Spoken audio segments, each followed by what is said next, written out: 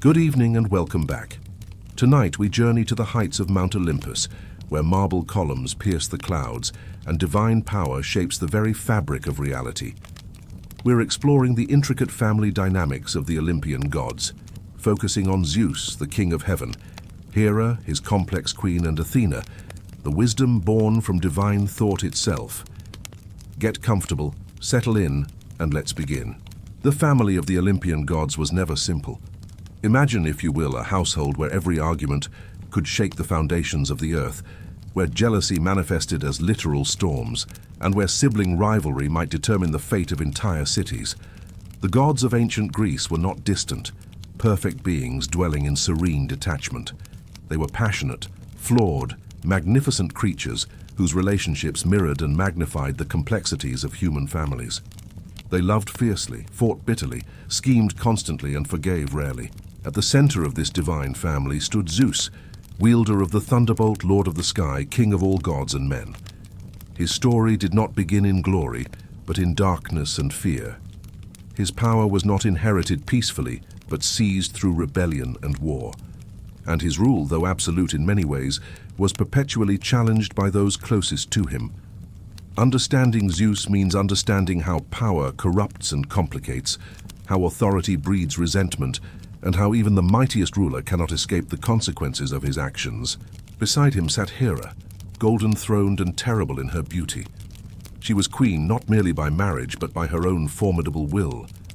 Goddess of marriage and family, protector of wives and mothers, she presided over the very institutions her husband constantly betrayed. Her jealousy was legendary, her vengeance swift and merciless, yet her loyalty to Zeus never truly wavered. She punished his lovers, tormented his illegitimate children, and made life miserable for anyone who reminded her of her husband's infidelities. Hera was the wronged wife on a cosmic scale, and her fury shaped countless myths and mortal lives.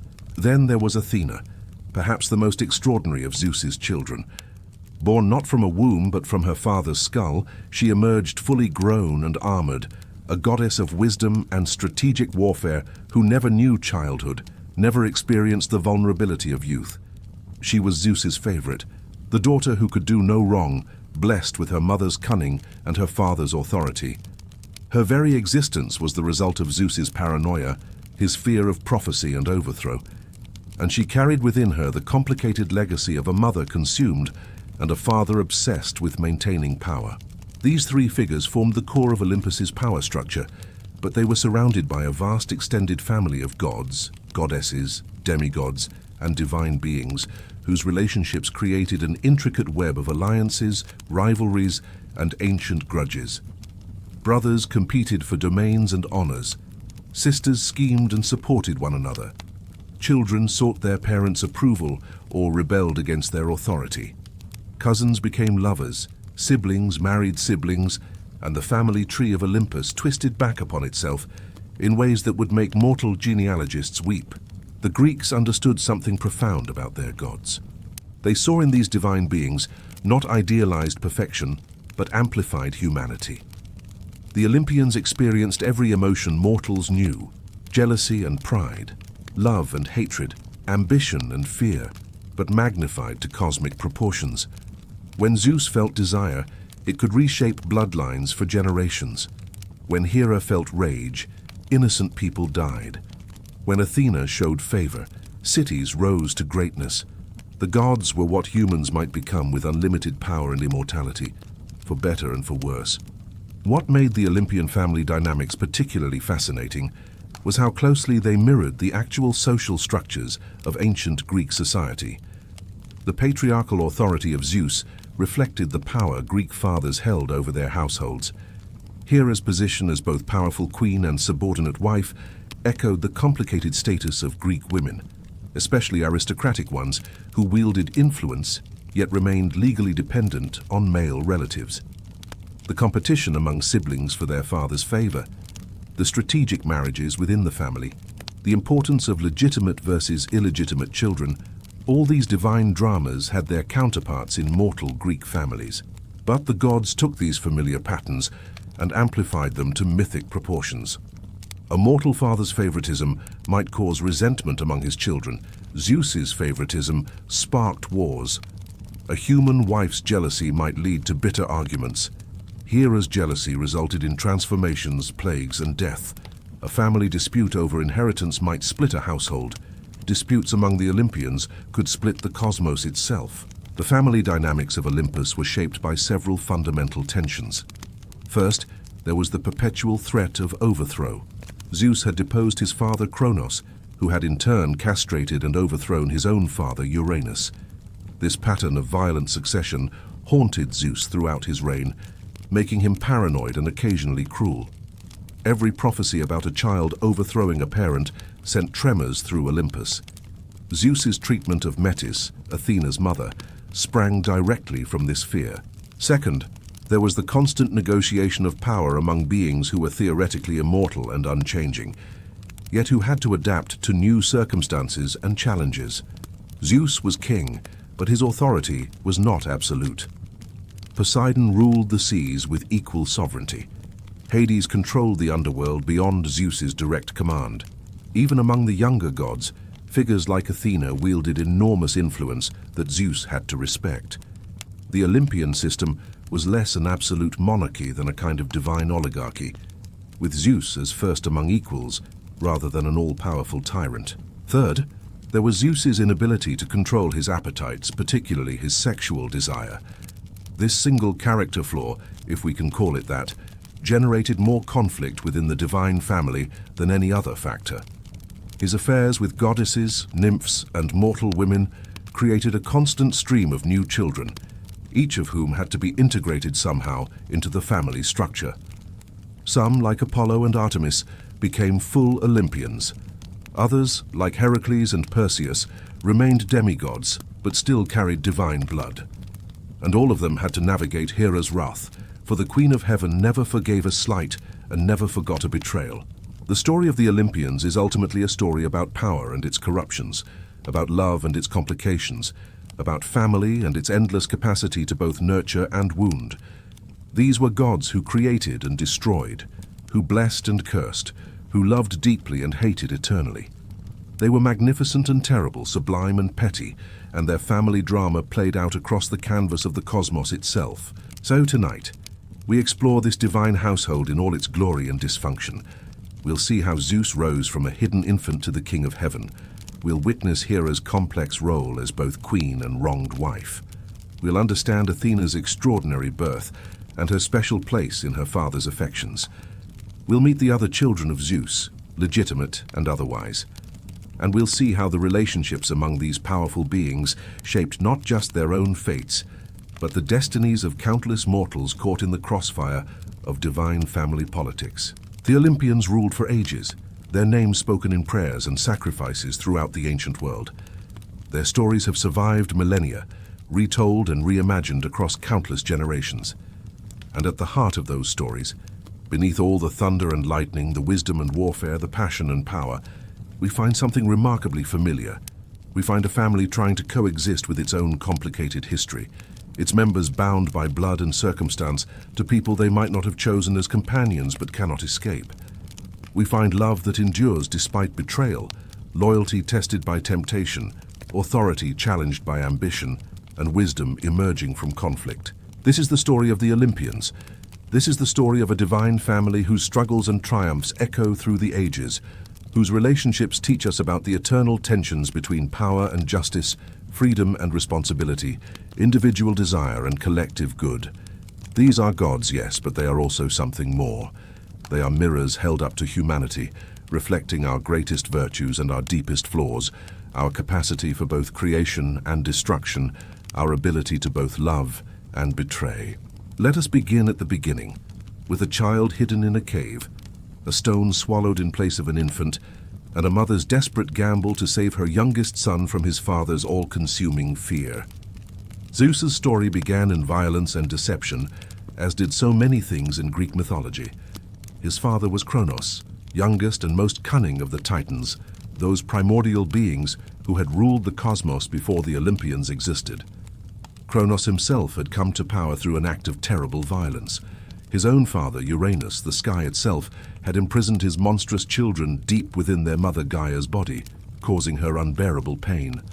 In her suffering, Gaia had fashioned a great sickle and asked her children which among them would free her from this torment.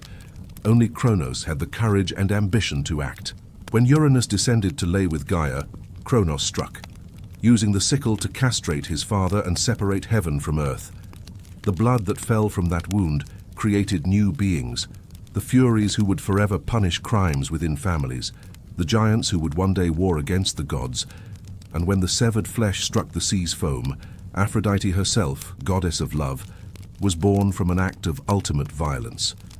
Kronos took the throne and ushered in what was later called the Golden Age, a time when humans lived like gods, free from toil and suffering. But Kronos carried the seeds of his own downfall. His parents, Gaia and Uranus, pronounced a curse or a prophecy. The distinction was never entirely clear. Just as Kronos had overthrown his father, so too would he be overthrown by his own child. The pattern would repeat itself. The son would supplant the father. Power would pass through violence from one generation to the next. Kronos took a wife, his sister Rhea, and she bore him children. First came Hestia, goddess of the hearth and home. Then Demeter, who would one day make the earth fruitful. Then Hera, destined to be queen. Then Hades, future lord of the dead. Then Poseidon, who would rule the seas. Each child was born healthy and strong, divine and perfect. And each child Kronos swallowed whole the moment Rhea placed them in his arms. Imagine Rhea's anguish. 5 times she felt life quicken within her. 5 times she endured the pains of labor. 5 times she held a newborn child for mere moments before watching her husband consume it. Not killed, for gods cannot easily die, but imprisoned within Kronos' belly, trapped in darkness, existing but not living. Rhea's grief grew with each loss until it became a force in itself. A mother's pain transformed into terrible resolve. When she felt the 6th child moving within her, Rhea knew she could not endure this again. She went to her own parents, Gaia and Uranus, and begged for their help. They told her to flee to Crete, to the sacred mountain caves where the earth itself would shelter her. There, in secrecy and silence, she could give birth away from Kronos' watchful eyes. Rhea followed their counsel. She traveled to Crete and made her way to a cave on Mount Ida, though some stories say Mount Dicte instead. The location varied in different tellings, but the essential truth remained. Rhea gave birth in secret to a son, and she named him Zeus, a name that meant bright sky or life-giver. The infant was perfect, strong and alert, his eyes already showing the intelligence and power that would one day rule Olympus. But Rhea's plan required more than simply hiding the child. She had to deceive Kronos, to make him believe he had successfully consumed this child as he had the others. So Rhea took a large stone, wrapped it in swaddling clothes, and returned to her husband. She presented this bundle to Kronos and told him she had given birth. Kronos, in his paranoia and haste, did not even unwrap the cloth to look. He seized the bundle and swallowed it whole, believing he had once again thwarted fate. The stone, later called the Omphalos, settled in Kronos' belly alongside his divine children. But Zeus remained free, hidden in the caves of Crete, protected by forces both divine and mortal. The infant Zeus could not be left alone, even in a secret cave. Rhea entrusted him to various guardians, depending on which version of the myth one follows. The nymphs Adrasteia and Ide, daughters of Melicius, nursed him.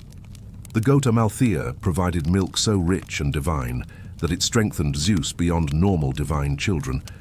When Amalthea later died, Zeus honored her by placing her image among the stars as the constellation Capricorn, and from her broken horn came the cornucopia, the horn of plenty that provided endless abundance.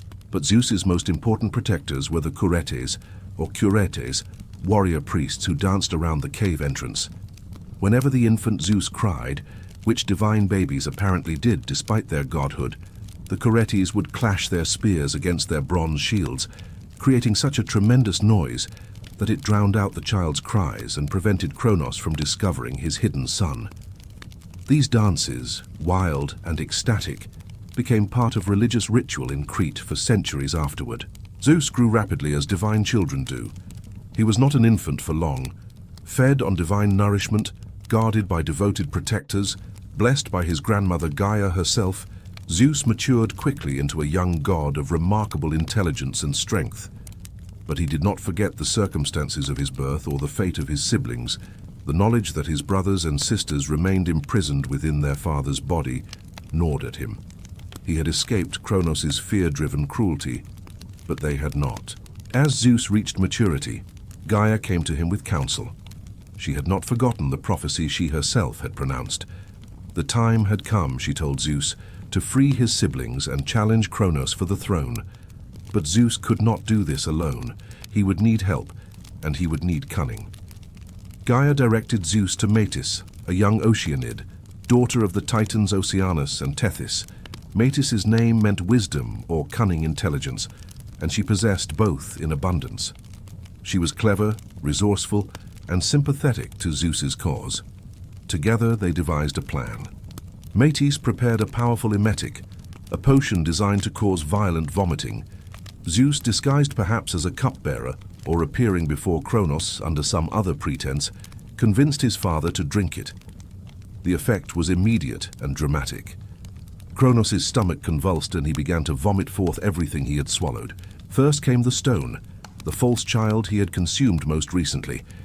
It flew from his mouth and landed on the earth, where it was later set up at Delphi as a sacred monument, a reminder of Zeus's victory. Then came the gods themselves, in reverse order of their consumption.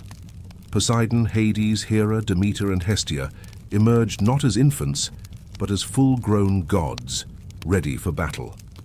They had not aged in any normal sense while imprisoned, but they had not been truly alive either. Now, freed from their father's belly, they stood beside their youngest brother, united against the Titan who had tried to destroy them. Kronos, weakened and shocked by this turn of events, rallied the other Titans to his cause. Not all joined him. Oceanus, the great river that circled the world, remained neutral.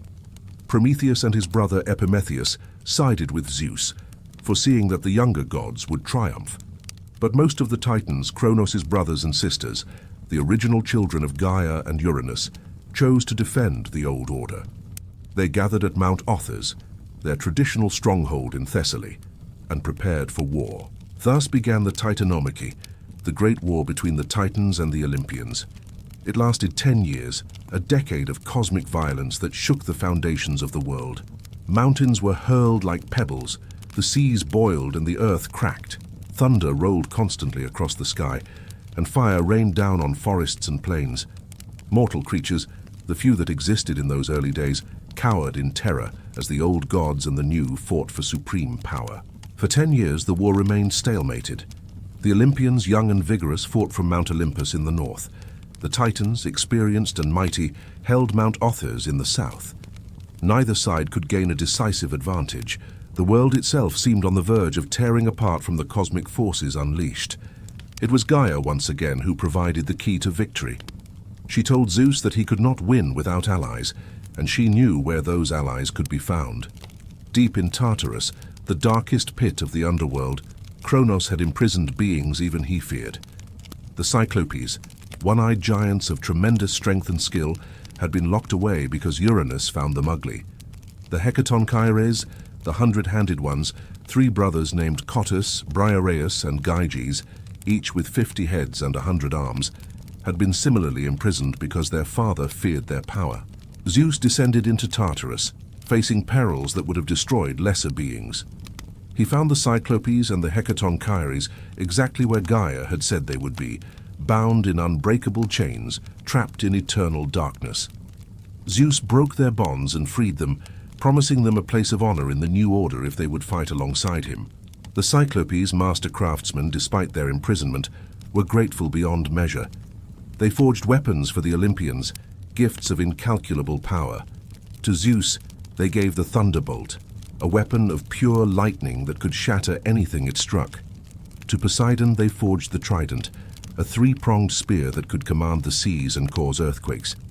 To Hades, they created a helmet of darkness that rendered its wearer invisible. These weapons would become the symbols of the 3 brothers, the tools through which they would divide the cosmos among themselves. The Hecatonchires brought something even more valuable, overwhelming force. Each of these beings could hurl 100 boulders simultaneously, and with 3 of them fighting for the Olympians, the Titans suddenly found themselves facing a storm of projectiles that could not be matched or countered. With these new allies and weapons, Zeus led a final assault on Mount Others. The battle was apocalyptic. Zeus hurled thunderbolt after thunderbolt, each one splitting the sky with light and sound. Poseidon struck the earth with his trident, causing earthquakes that toppled Titan strongholds. The Hecatonchires seized mountains and hurled them at the enemy. The very fabric of reality seemed to strain under the violence. When the smoke finally cleared, the Olympians stood victorious. Kronos and most of his Titan allies were defeated, though not killed. Gods cannot easily die, and the Titans were gods of tremendous power. Instead, Zeus condemned them to imprisonment in Tartarus, the same dark pit from which he had freed the Cyclopes and Hecatonchires. There, bound in chains as strong as fate itself, guarded by the Hecatonchires who now served Zeus, the Titans would remain for all eternity, their groans unheard by the living world above. Thus Zeus became king of the gods, not through inheritance but through rebellion, not through right but through might. He had overthrown his father, as his father had overthrown his grandfather before him. The pattern of violent succession had played out once more, and Zeus now sat upon the throne of heaven, wielding the thunderbolt and commanding the loyalty of gods and mortals alike. But Zeus had learned from his father's mistakes, or so he believed. He would not rule alone, but would share power with his siblings. He, Poseidon, and Hades cast lots to divide the cosmos among themselves. Zeus received the sky, the air, the weather, the highest and most glorious realm. Poseidon received the seas, vast and deep, full of mystery and power. Hades received the underworld, the realm of the dead, dark and dreadful but necessary. The earth itself, solid Gaia, would remain common to all, no single god's domain. This division established the structure that would define the Olympian order. Zeus was king, first among the gods, but his brothers were rulers in their own right, sovereign over their own domains. His sisters, Hestia, Demeter, and Hera, held their own spheres of influence. And as the younger generation of gods emerged, Zeus's own children and those of his siblings, they too would find their places in the new divine hierarchy. Zeus had won his throne through violence, cunning, and the help of his family. Now he would have to keep it through constant vigilance, political maneuvering, and the careful management of relationships that were never simple and often treacherous. The king of the gods had many challenges ahead, and perhaps the greatest would come not from external enemies, but from within his own household, particularly from the complex woman who would become his wife and queen. Hera's relationship with Zeus was central to the Olympian family dynamic, a marriage that defined divine partnership in Greek mythology while simultaneously demonstrating all the ways such a partnership could become troubled and toxic. She was queen of the gods, goddess of marriage and family, protector of wives, and yet her own marriage became a legend of jealousy, betrayal, and bitter conflict. Hera was Zeus's sister, born before him to Kronos and Rhea, swallowed at birth like her siblings, freed by Zeus's clever plan. Among the children of Kronos and Rhea, she stood out for her beauty, dignity, and force of personality. Even among gods, Hera commanded presence and respect.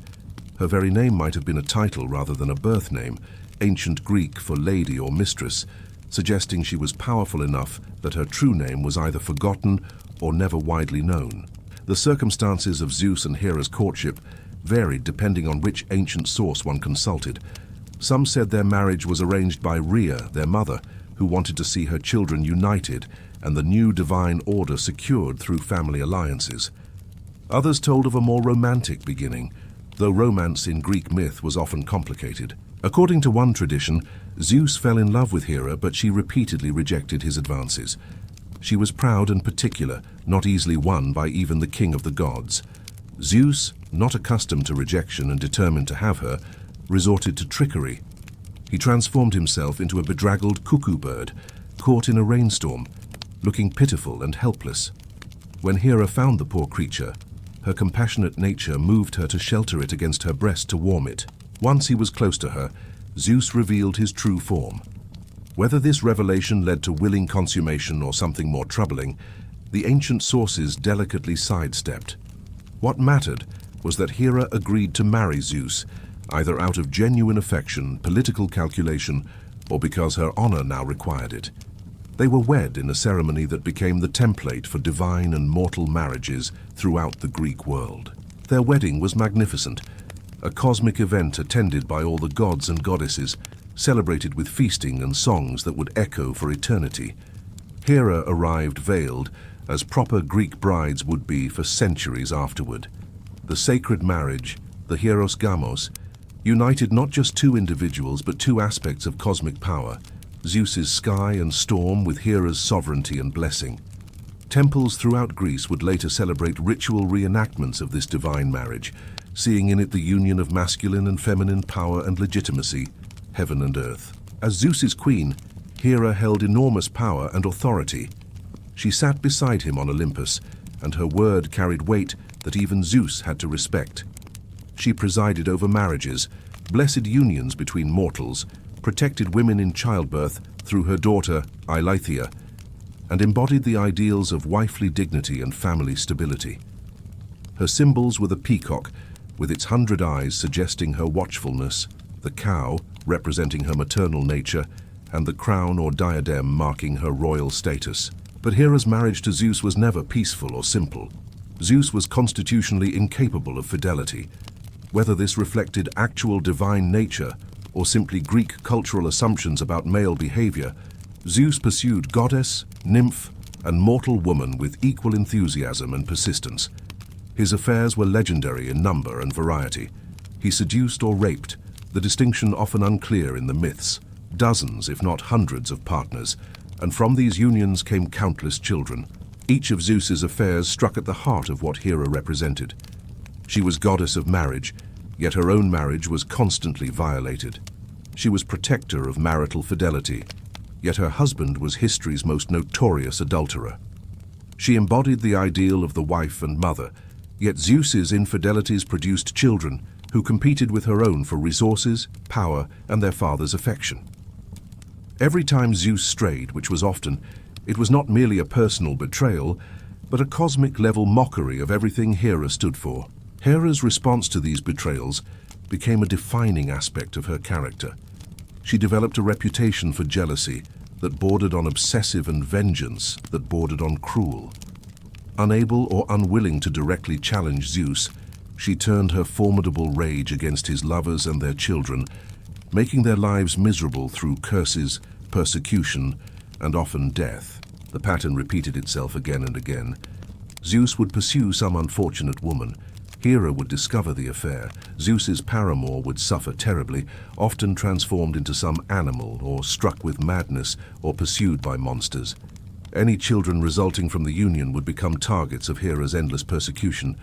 Zeus would generally do little to protect his lovers or offspring, prioritizing peace with his wife over loyalty to his conquests. Consider the story of Io, a priestess in Argos with whom Zeus became infatuated.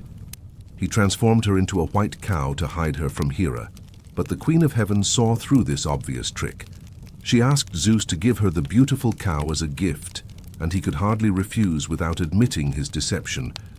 Hera then set Argus Panoptes, a giant with 100 eyes who never fully slept, to guard Io and prevent Zeus from approaching her. Zeus sent Hermes to kill Argus, which he did by lulling all 100 eyes to sleep and then cutting off his head. Hera honored Argus by placing his eyes on the tail of her sacred peacock. She then sent a gadfly to torment Io, driving the poor cowwoman across the known world in a frenzy until she finally reached Egypt, where Zeus restored her human form and she bore his son, Epiphus. Or consider Leto, mother of Apollo and Artemis, who would endure one of the most infamous examples of Hera's persecution. This tale deserves its own detailed examination, for it shows both the cruelty of Hera's jealousy and the strength of will required to survive it. Or think of Semele, a Theban princess seduced by Zeus who became pregnant with Dionysus. Hera, disguised as an old woman, visited Semele and planted seeds of doubt. Did Semele really know this was Zeus? Perhaps it was some impostor. The only way to be certain, Hera suggested, was to ask Zeus to reveal himself in his true form. Semele, deceived by this malicious advice, made Zeus swear to grant her one wish, and then asked him to appear in his full divine glory. Zeus, bound by his oath, complied. His true form, a being of pure thunderous energy, was too much for mortal flesh to endure. Semele burned to ash instantly. Zeus managed to save the unborn Dionysus by sewing the fetus into his own thigh, where the child completed gestation. But Semele was gone, killed by Hera's clever manipulation. Hera's most sustained persecution was reserved for Heracles, perhaps Zeus's greatest mortal son. From the moment of his conception, Hera worked to destroy him. She delayed his birth so he would not inherit the kingdom promised by Zeus. She sent serpents to his cradle to strangle the infant, though the baby Heracles strangled them instead. She later struck him with madness, causing him to kill his own wife and children, a crime for which he had to perform the famous 12 labors. Throughout Heracles' life, Hera placed obstacle after obstacle in his path, determined to break him. Only after his death and apotheosis, when Heracles ascended to Olympus and married Hera's daughter Hebe, did the queen finally relent and accept this son of Zeus into the divine family. Yet for all her jealousy and vengeance, Hera never left Zeus. She never withdrew her loyalty or abdicated her position as queen.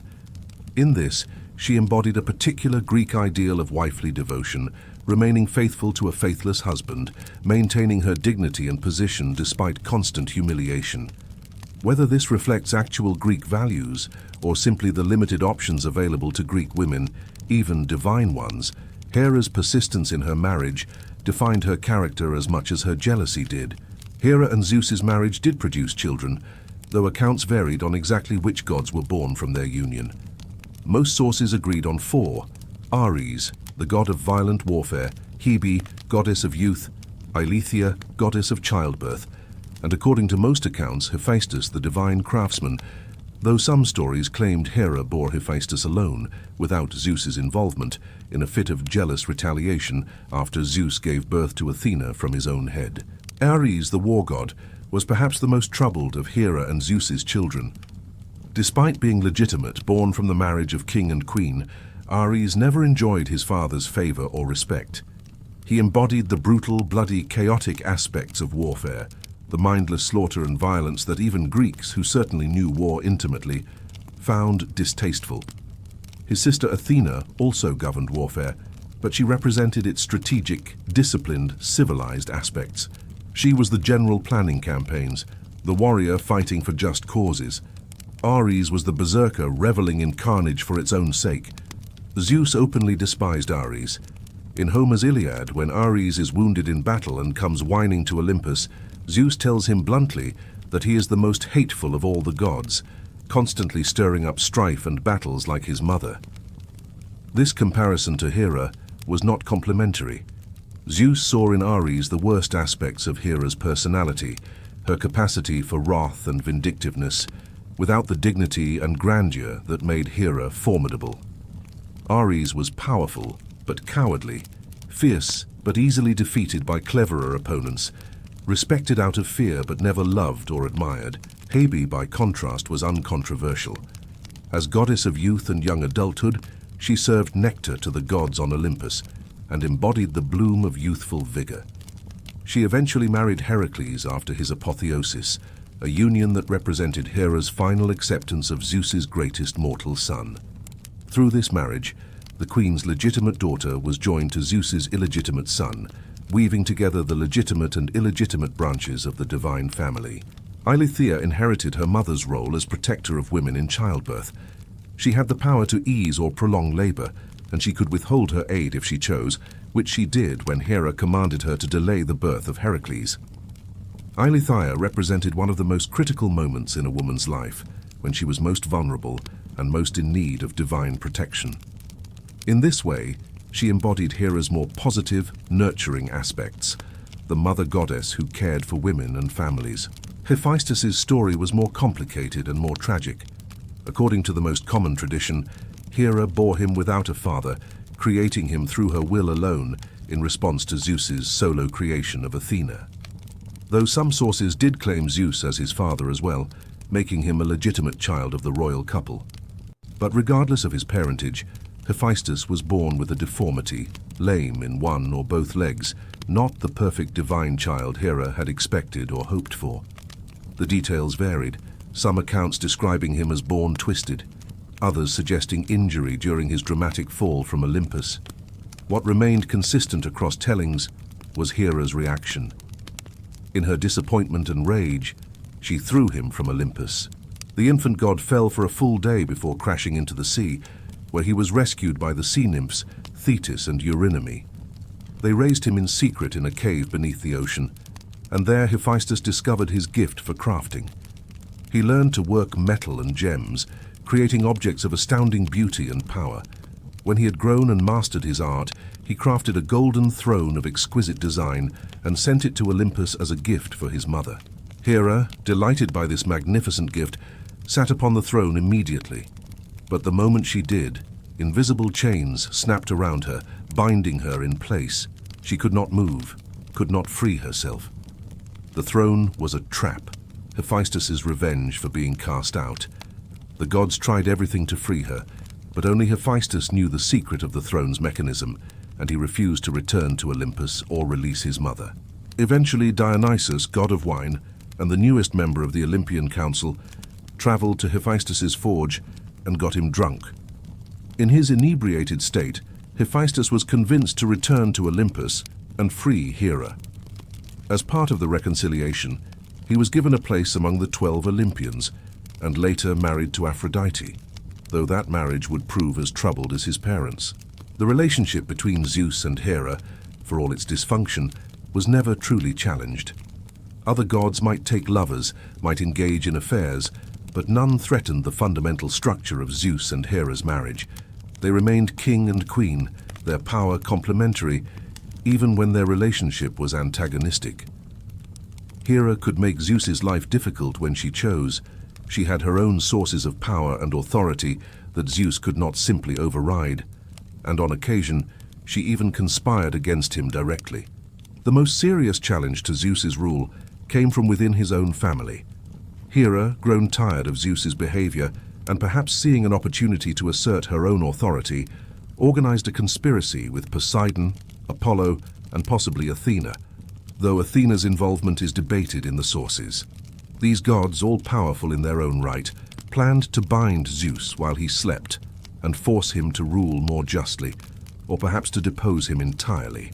The conspirators managed to catch Zeus sleeping and bound him with strong chains, but Thetis, the sea nymph who had helped raise Hephaestus, learned of the plot and remained loyal to Zeus.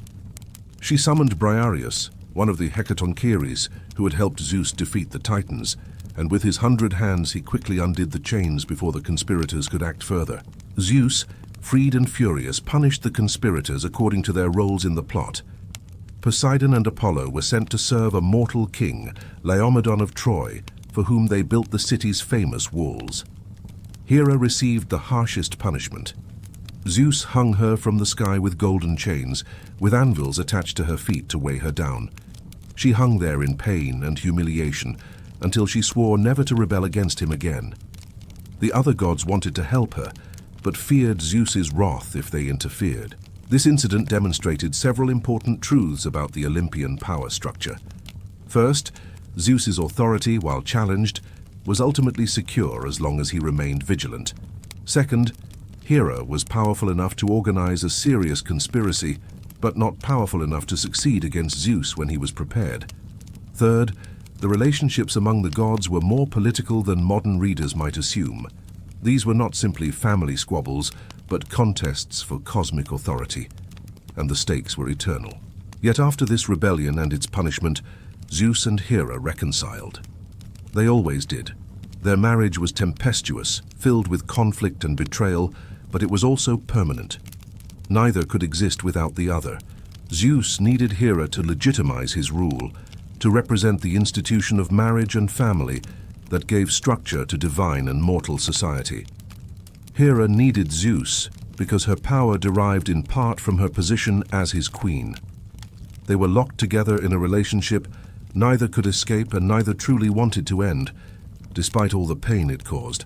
What made their dynamic particularly interesting was how it reflected and influenced Greek attitudes toward marriage. The Greeks saw marriage as primarily a political and economic institution, a way to forge alliances between families, transfer property, and produce legitimate heirs. Love might develop within marriage, but it was not the foundation or requirement. What mattered was the stability of the institution itself, the proper roles of husband and wife, the raising of children, and maintenance of the household. Zeus and Hera's marriage embodied this understanding at the cosmic level. Zeus had authority and power, represented by his thunderbolt and his position as king. Hera had her own sphere of influence, her own sacred prerogatives, her own sources of power that Zeus could not violate without consequences. She could not overthrow him, but she could make his rule more difficult. He could betray her repeatedly, but he could not discard her without undermining his own legitimacy. Their children, both those born from their union and those Zeus sired with others, had to navigate this complex parental relationship. The legitimate children could claim both parents' support, though Zeus's favoritism was hardly guaranteed. The illegitimate children faced Hera's hostility, but might still rise to greatness through their own efforts and Zeus's occasional protection. And all of them, legitimate and illegitimate alike, contributed to the complicated web of relationships that defined the Olympian family.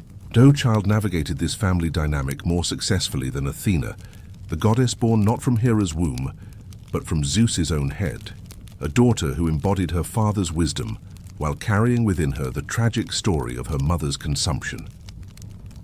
The birth of Athena stands as one of the most extraordinary events in Greek mythology, a tale that reveals Zeus's paranoia about being overthrown, his willingness to commit terrible acts to preserve his power, and the strange ways divine reproduction could manifest in myth. It began, as so many of Zeus's stories did, with desire and prophecy. Metis, the Oceanid who had helped Zeus defeat Kronos by providing the potion that forced him to regurgitate his siblings, was herself a figure of tremendous intelligence. Her very name meant wisdom or cunning counsel, and she possessed knowledge and foresight that made her invaluable. Zeus recognized her worth and pursued her romantically. She resisted at first, transforming herself into various animals to escape his advances, but Zeus persisted, and eventually they became lovers. Metis became pregnant, and this should have been a moment of celebration, but a prophecy emerged spoken by Gaia and Uranus, the same primal powers who had warned Kronos about his own downfall. They told Zeus that Metis would bear remarkable children. Her first child would be a daughter of great wisdom who would equal her father. But her second child, if she were allowed to bear one, would be a son who would overthrow Zeus and claim the throne of heaven. Zeus faced the same dilemma that had haunted his father and grandfather. The pattern of violent succession threatened to continue. A son of Zeus would depose him just as Zeus had deposed Kronos, just as Kronos had castrated Uranus.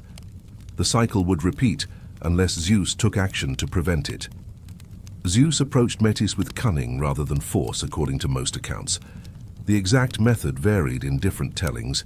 Some stories described a shape-shifting contest where Zeus challenged Metis to transform herself into various animals, each more difficult than the last, until he convinced her to become something very small, perhaps a fly or a drop of water.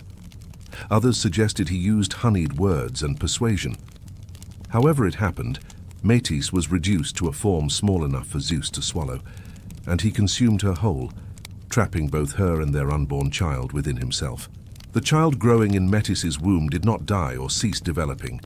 Instead, Athena continued to mature, now nurtured not in a mother's body, but within the body of the king of the gods himself. And Metis, though consumed and hidden, did not cease to exist. From within Zeus, she continued to offer counsel, whispering wisdom that became indistinguishable from Zeus's own thoughts. This could explain why Zeus became known for his wisdom and thoughtful judgment, despite his often passionate and impulsive nature. The goddess of wisdom herself lived within him, guiding his decisions from inside his very being. But the child needed to be born, and the birth, when it came, was spectacular and painful. Zeus began to suffer terrible headaches, pain so intense that even the king of the gods could not endure it stoically. Inside him, based on what ancient sources suggest, Metis was crafting armor for her daughter, hammering and forging within Zeus's skull. The noise and activity of this divine smithwork manifested as unbearable pain in Zeus's head. He roared and raged across Olympus, frightening the other gods until finally someone took action. Ancient sources disagreed on who performed the deed, some naming Hephaestus the smith god, others Prometheus the cunning titan, still others Hermes or even Ares. But whoever it was took an axe, specifically the double-headed Labres, and struck Zeus's skull, splitting it open to relieve the pressure. From the cleft in Zeus's skull, Athena emerged. She sprang forth fully grown, fully armed, wearing golden armor and carrying a spear, her grey eyes already showing the wisdom that would define her. She let out a war cry that shook Olympus and made all the gods tremble. This was no helpless infant, but a warrior goddess, powerful from her first moment of existence. Athena's birth from Zeus's head carried profound symbolic meaning that would shape her character and her role in the divine family. First, she effectively had no mother who could claim her or contest Zeus's authority over her. Metis had been consumed and hidden, erased from the visible equation. While Metis remained within Zeus, she was no longer a separate entity who could assert maternal rights. This made Athena uniquely her father's daughter in ways his other children could never be, at least in terms of the public narrative. Second, she was born from Zeus's head, from his seat of intelligence and reason, rather than from the more primal, passionate parts of his body. This made her a goddess of the mind, of strategic thinking, of wisdom applied practically rather than wisdom in the abstract. Where other deities might represent raw emotion or physical power, Athena embodied thoughtful action, careful planning, and intelligent warfare. Third, she was born armed and ready for battle, never experiencing childhood, never vulnerable or dependent. She had no memories of being small or weak or needing protection. From her first moment, she was powerful, capable, and ready to stand alongside the mightiest gods. This made her different from every other Olympian, who had all been children once, who had all grown and developed and learned. Athena quickly became Zeus's favorite child. He trusted her in ways he trusted no other god. He allowed her to carry his thunderbolt, his supreme symbol of authority, a privilege granted to no one else. He sought her counsel on important decisions. He championed her in disputes with other gods. When Athena and Poseidon competed to be the patron deity of Athens, each offering a gift to the city, Zeus backed Athena's olive tree over Poseidon's salt spring, helping to make Athens her city. This favoritism did not go unnoticed by the other gods, particularly Hera. Athena's very existence was a reminder of Zeus's infidelity and of Metis, the lover whose intelligence had once rivaled Hera's power. Moreover, Athena received the kind of unconditional support and approval from Zeus that his legitimate children, including Hera's own sons and daughters, rarely enjoyed. Ares, Hera's legitimate son, was despised by Zeus, but Athena, daughter of a swallowed mistress, could do no wrong. Yet Hera could not really punish Athena the way she punished Zeus's other illegitimate children. Athena was too powerful, too essential to the Olympian order, too clearly favored by Zeus. Any direct attack on Athena would be an attack on Zeus himself, and Hera had learned the limits of how far she could push her husband. So an uneasy truce existed. Hera recognized Athena's status, and Athena, for her part, generally avoided antagonizing the Queen of Heaven. Athena's role in the Olympian family was unique. She was warrior and counselor, daughter and advisor, goddess of both warfare and peaceful crafts like weaving. She championed heroes and protected cities. She embodied the Greek ideal of sophrosane, the balanced mind that knew when to fight and when to negotiate, when to show mercy and when to deliver justice. She was also notably virginal, one of only 3 virgin goddesses on Olympus along with Artemis and Hestia. Athena showed no interest in romantic or sexual relationships. She rejected all suitors and devoted herself entirely to her roles as warrior and wisdom goddess. This virginity was not mere prudishness, but represented her complete autonomy and self-sufficiency. She needed no partner to complete her, no husband to legitimize her authority. She was wholly herself, born from the mind of Zeus, powerful and independent. One of the few times Athena's virginity was threatened became the origin story of one of Athens' legendary kings. Hephaestus, the craftsman god, developed a passion for Athena. He pursued her romantically, and she rejected him firmly. But Hephaestus's desire overcame his judgment. When Athena came to his forge to commission weapons, he attempted to force himself on her. Athena, being a goddess of war as well as wisdom, fought him off. In the struggle, Hephaestus's seed fell on her leg. Disgusted, she wiped it off with a piece of wool and threw the cloth to the ground. Where the cloth touched the earth, Gaia was impregnated, and from this strange conception was born Erichthonius, a child part human, part serpent. Athena, though not his biological mother in any conventional sense, took responsibility for the child. She placed him in a chest and gave him to the daughters of King Cecrops of Athens, commanding them never to open it. Curiosity overcame two of the sisters, and when they opened the chest and saw the serpent child, they were driven mad and threw themselves from the Acropolis. Athena then raised Erichthonius herself, and he eventually became one of Athens' greatest kings, continuing the special bond between the goddess and her city. This story demonstrated Athena's complex nature and the sometimes contradictory aspects of Greek myth. She was virgin goddess, yet inadvertently connected to the creation of a child through someone else's assault upon her. She was warrior goddess, yet merciful enough to care for an innocent baby born from violence. She was wisdom personified, yet her decision to entrust the child to mortals who could not resist their curiosity led to tragedy.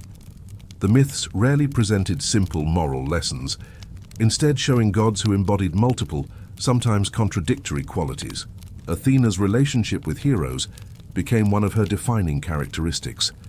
Unlike Ares, who inspired men to mindless violence, or Aphrodite, who led them into passionate disasters, Athena guided heroes toward clever solutions and noble victories. She helped Perseus defeat Medusa by giving him a polished shield to use as a mirror. She aided Heracles in several of his 12 labors, providing counsel and sometimes direct assistance. She guided Odysseus through his long journey home from Troy, appreciating his quick wit and strategic mind. Most famously, she championed Odysseus during and after the Trojan War. In Homer's Iliad, Athena sided with the Greeks against the Trojans, though she had actually been hurt by the conflict. Paris, the Trojan prince whose abduction of Helen had started the war, had judged Aphrodite the fairest goddess, rejecting both Athena and Hera. This slight had earned Troy the enmity of two of Olympus's most powerful goddesses. Throughout the war, Athena manipulated events to favor the Greeks. She guided their strategies, strengthened their warriors, and directly intervened in battles when she could do so without violating Zeus's commands about divine interference. When the war reached its stalemate after 10 years, Athena inspired Odysseus to conceive the plan of the Trojan horse, the deceptive stratagem that finally won the war. After Troy fell, Athena continued to protect Odysseus, though her help came with complications. When Odysseus's men desecrated her temple during the sack of Troy, allowing Ajax the Lesser to rape Cassandra at Athena's altar, the goddess's anger extended to all the Greeks. She helped arrange for storms to scatter and destroy much of the Greek fleet as it sailed home. But Odysseus, her favorite, she punished less harshly. His 10-year journey home was difficult, filled with monsters and setbacks. But Athena eventually ensured he reached Ithaca and reclaimed his kingdom. This pattern of divine favoritism, where gods championed certain mortals while persecuting others, was central to Greek religious understanding. The gods were not impartial or fair in any universal sense. They had favorites and enemies, and their support or opposition could determine mortal fates. Athena's patronage was among the most valuable gifts any hero could receive, because her wisdom ensured that her favorites succeeded through intelligence and skill rather than just brute force. Within the Olympian family, Athena served as a stabilizing force. She was powerful enough to command respect, but wise enough to avoid unnecessary conflicts. She supported Zeus's authority while also maintaining her own independence. She had complex relationships with her various divine siblings and half-siblings, sometimes allied, sometimes opposed, but always calculated and strategic rather than driven by raw emotion. Her relationship with Poseidon was particularly fraught. Beyond their competition for Athens, they represented opposing forces. Poseidon was god of the sea, emotional, temperamental, quick to anger, representing the untamed power of nature. Athena was goddess of civilization, measured, thoughtful, strategic, representing human culture and reason. They clashed repeatedly over the centuries, their rivalry representing the eternal tension between wild nature and ordered civilization. Yet Athena also had close relationships with some of her divine family members. She worked well with Hermes, the clever messenger god, both of them appreciating wit and intelligence. She respected Apollo, the god of prophecy and reason, whose orderly approach to divinity matched her own. She even had a complicated but workable relationship with Artemis, her fellow virgin goddess, though Artemis represented wild nature, while Athena represented civilization. With her father Zeus, Athena maintained the closest bond. She was his counselor, his champion, his most trusted child. When other gods plotted or complained, when family conflicts threatened to destabilize Olympus, Zeus could turn to Athena for advice that was genuinely wise rather than self-serving. She represented what Zeus might have been if he could control his appetites and rule through wisdom rather than just power. In many ways, Athena embodied the Greek ideal of balance between different forces. She was both warrior and craftsperson, both fearsome in battle and skilled at the loom. She could be harsh, turning Arachne into a spider for the hubris of claiming to weave better than a goddess, but she could also be merciful, as when she helped Odysseus despite his men's sacrilege. She represented both masculine qualities, strength and strategic warfare, and feminine qualities, weaving and protecting the household, showing that wisdom itself transcended gender categories. The story of Athena's birth and her special relationship with Zeus revealed important truths about power and legitimacy in the Greek divine world. Zeus had consumed Metis to prevent the prophecy of his overthrow, but in doing so, he had absorbed her wisdom. Athena's birth from his head symbolized this absorption. She carried her mother's intelligence, but served her father's interests. She was the prophecy fulfilled but transformed, the daughter of great wisdom who equaled her father rather than the son who would overthrow him. This made Athena both the ultimate product of Zeus's paranoia and the ultimate proof that his fears could be managed. By swallowing Metis and claiming sole credit for Athena's birth, Zeus had prevented the threatening son from ever being conceived. But he had also created a daughter powerful enough to potentially threaten him if she chose. That she never did, that she remained his most loyal supporter, demonstrated that wisdom itself dictated cooperation with Zeus's rule rather than opposition to it. The complex relationship between Zeus, Hera, and Athena illustrated the 3 points of a triangle that defined much of Olympian family dynamics. Zeus was power and authority, but also appetite and unfaithfulness. Hera was legitimacy and tradition, but also jealousy and vindictiveness. Athena was wisdom and skill, but also born from betrayal and consumption. Together, they represented the complicated nature of divine rule, where no single quality was sufficient, where even the gods had to navigate treacherous relationships and manage conflicting loyalties. But Athena was far from Zeus's only child. The king of the gods had fathered a vast number of offspring, both divine and mortal, legitimate and otherwise, and each of these children added another strand to the complicated web of Olympian family relationships. Zeus's children were so numerous that cataloguing them all would require volumes. Ancient sources disagreed on exact numbers and identities, with new cults and cities sometimes claiming Zeus as father to their local heroes or legendary founders. But certain children were universally acknowledged as Zeus's offspring, and several became major Olympians or significant figures in Greek mythology. Among Zeus's divine children with goddesses other than Hera, the most prominent were Apollo and Artemis, the twin children of the Titaness Leto. Their birth story exemplified both Hera's vindictive jealousy and the strength required to survive it. Leto was a daughter of the Titans Coeus and Phoebe, making her Zeus's cousin, though such relationships did not constrain divine romances. Zeus pursued her, and she became pregnant with twins. When Hera discovered this pregnancy, her rage manifested in a terrible curse. She decreed that Leto would not be able to give birth anywhere the sun shone, on no land that was settled or had solid earth. She also commanded all territories and islands to refuse Leto shelter, threatening divine retribution against any place that helped Zeus's pregnant mistress. Leto wandered desperately, her pregnancy advancing, labor approaching, finding no place willing to risk Hera's wrath by harboring her.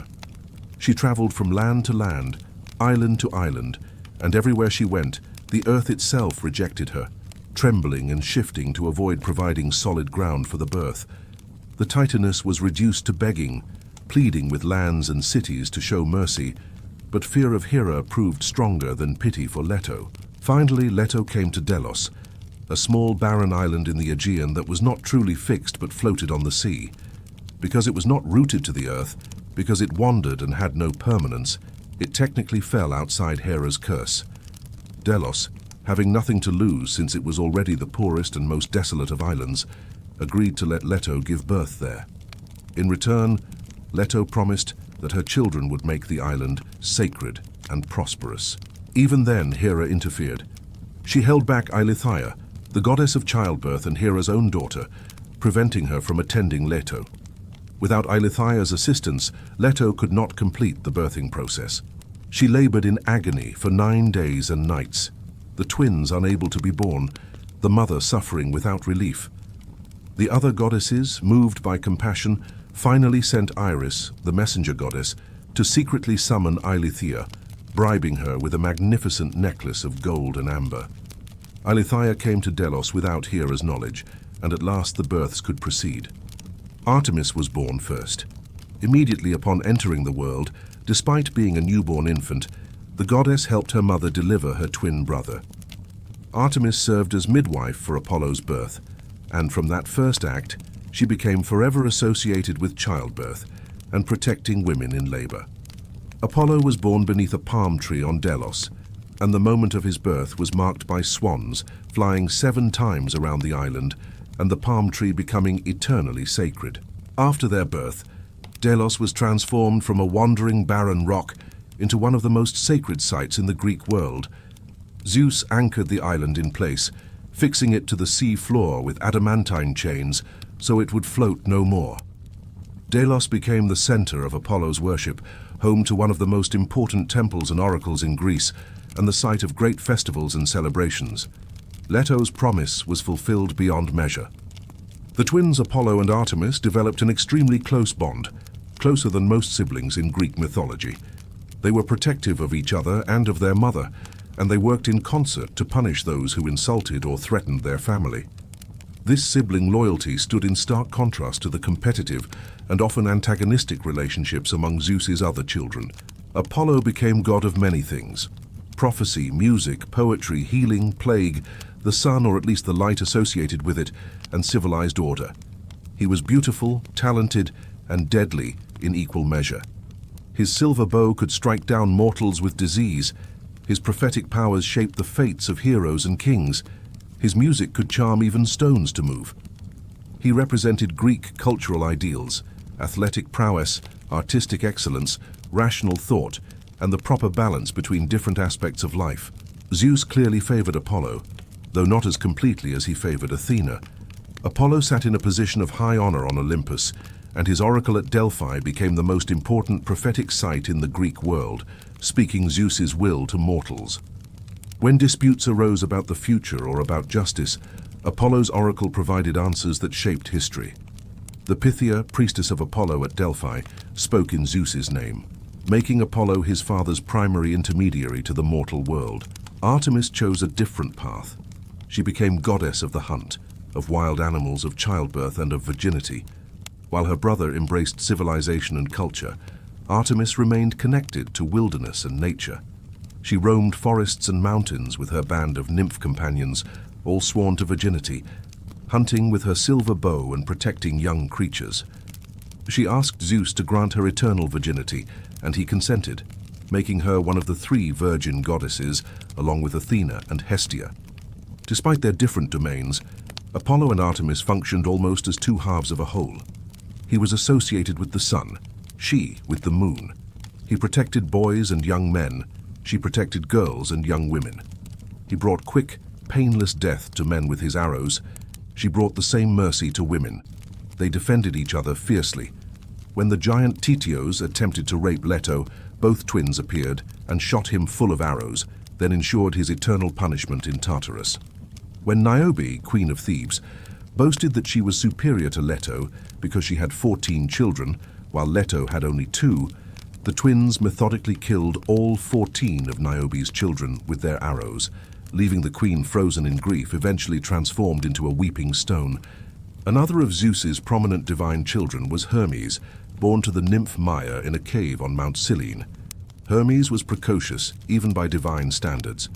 On the very day of his birth, he crawled out of his cradle, found a tortoise, and invented the lyre by stretching strings across the tortoise's shell. That same day, he stole a herd of cattle belonging to Apollo, cleverly making the cattle walk backward so their tracks would be confusing, and hiding them in a cave. When Apollo discovered the theft and confronted the infant Hermes, the baby played innocent, lying with such charm and cleverness that even Apollo had to laugh. Zeus, called in to settle the dispute, was amused rather than angry. He made Hermes return the cattle, but also recognized the child's exceptional cunning and quick wit. Hermes gave Apollo the lyre he had invented, and Apollo gave Hermes a golden staff that would become the caduceus, his symbol. Zeus appointed Hermes as the divine messenger, herald of the gods, guide of souls to the underworld, and patron of travelers, merchants, thieves, and anyone who lived by their wits. Hermes became one of Zeus's most useful children, the one he sent on difficult errands and delicate missions. When Zeus needed someone killed without getting his own hands dirty, he sent Hermes. When messages needed to be delivered between gods or to mortals, Hermes went. When souls needed to be guided to the underworld, Hermes led the way. He was clever, immoral, charming, and absolutely loyal to Zeus, making him invaluable despite never reaching the highest tier of Olympian power. Then there was Dionysus, Zeus's youngest divine child and the most unusual. Born to Semele, the Theban princess burned to death by Zeus's true form, Dionysus completed his gestation sewn into Zeus's thigh. After being born a second time from his father's body, Dionysus was raised in secret, far from Hera's reach, by nymphs and satyrs in distant lands. Dionysus was god of wine, yes, but also of madness, ecstasy, theater, and the breakdown of normal social boundaries. He represented the irrational, emotional, instinctual aspects of human nature that balanced Apollo's rationality and order. He wandered the world with a train of followers, maenads and satyrs, spreading his cult and punishing those who rejected him with madness. Kings who denied him worship found themselves torn apart by their own mothers. Cities that refused him were driven to frenzy. Eventually, Dionysus proved his divinity and power conclusively enough that Zeus granted him a seat among the 12 Olympians. Hestia, goddess of the hearth, graciously stepped aside to make room for him, preferring the quiet of the hearth fire to the politics of Olympus. This made Dionysus unique, the only Olympian with a mortal mother, the only one born twice, and the only one who had to earn his place among the 12 rather than simply being granted it by birth. Zeus's children with mortal women were even more numerous, and these demigods played crucial roles in Greek mythology. Perseus, who slew Medusa and founded dynasties. Heracles, the greatest hero, who completed impossible labors and earned immortality. Helen of Troy, whose beauty launched 1,000 ships and caused the Trojan War. The Dioscuri, Castor, and Pollux, protectors of sailors. Minos, king and judge. Sarpedon, who fought at Troy, and countless others, heroes and kings and founders of cities. These mortal children served important functions in Greek religious thought. They bridged the gap between divine and human, showing that godly blood could flow in mortal veins. They demonstrated that greatness was possible for humans who carried divine heritage, and they illustrated the complex relationships between gods and mortals, how divine parentage brought both gifts and curses, both extraordinary abilities and terrible fates. The demigod children also created ongoing complications within the Olympian family. Should these half-mortal children be welcomed on Olympus? Most were not, remaining mortal despite their divine parentage. But a few, like Heracles and Dionysus, managed to cross that boundary and become fully divine. This created a category of gods who remembered mortality, who had experienced death and pain and limitation before achieving immortality. They brought different perspectives to Olympus, perspectives the other gods could never truly understand. Hera's persecution of Zeus's mortal children, added another layer of complexity. These children had done nothing wrong. They had not chosen their parentage, yet they suffered for their father's infidelities and their mother's circumstances. Heracles, despite being Zeus's favorite mortal son, endured a lifetime of suffering because of Hera's hatred.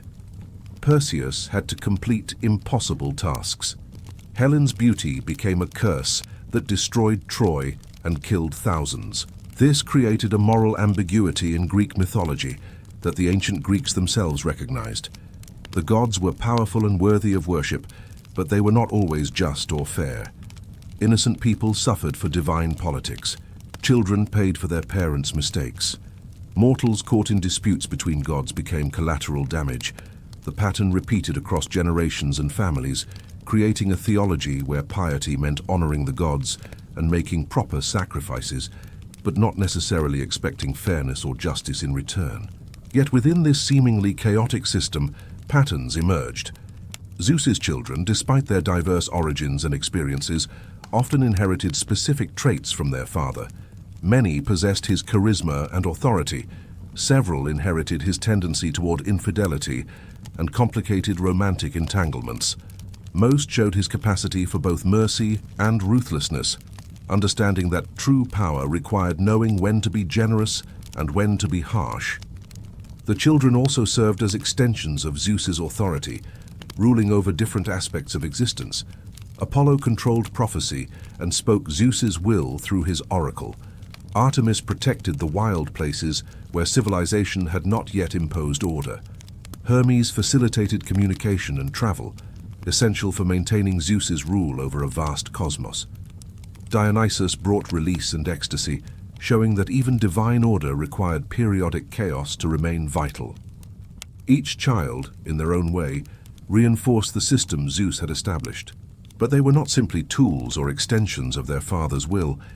Each had their own personality, goals and conflicts. They formed alliances with each other that sometimes excluded or opposed Zeus. They competed for honor and worship among mortals. They fell in love with inappropriate partners just as Zeus did, creating further complications. They embodied the reality that families, even divine ones, are never simple hierarchies, but complex networks of competing loyalties and interests. The family dynamics of Olympus reached far beyond Zeus's immediate offspring. The extended family included uncles and aunts, cousins and in-laws, creating relationships that were both intimate and treacherous. And perhaps no relationship better illustrated the complexity of Olympian family politics than the ongoing rivalry between various pairs of gods, particularly those competing for similar domains or honors. The conflicts among the Olympians ranged from petty squabbles to cosmic-level disputes that threatened the stability of divine rule. These were not mere personality clashes, but fundamental disagreements about power, honor, and the proper ordering of the world.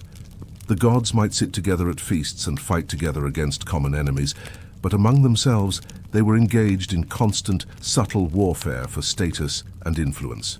Perhaps the most famous rivalry beyond the Zeus-Hera dynamic was the competition between Athena and Poseidon for patronage of Athens, the city that would become the cultural and intellectual heart of classical Greece.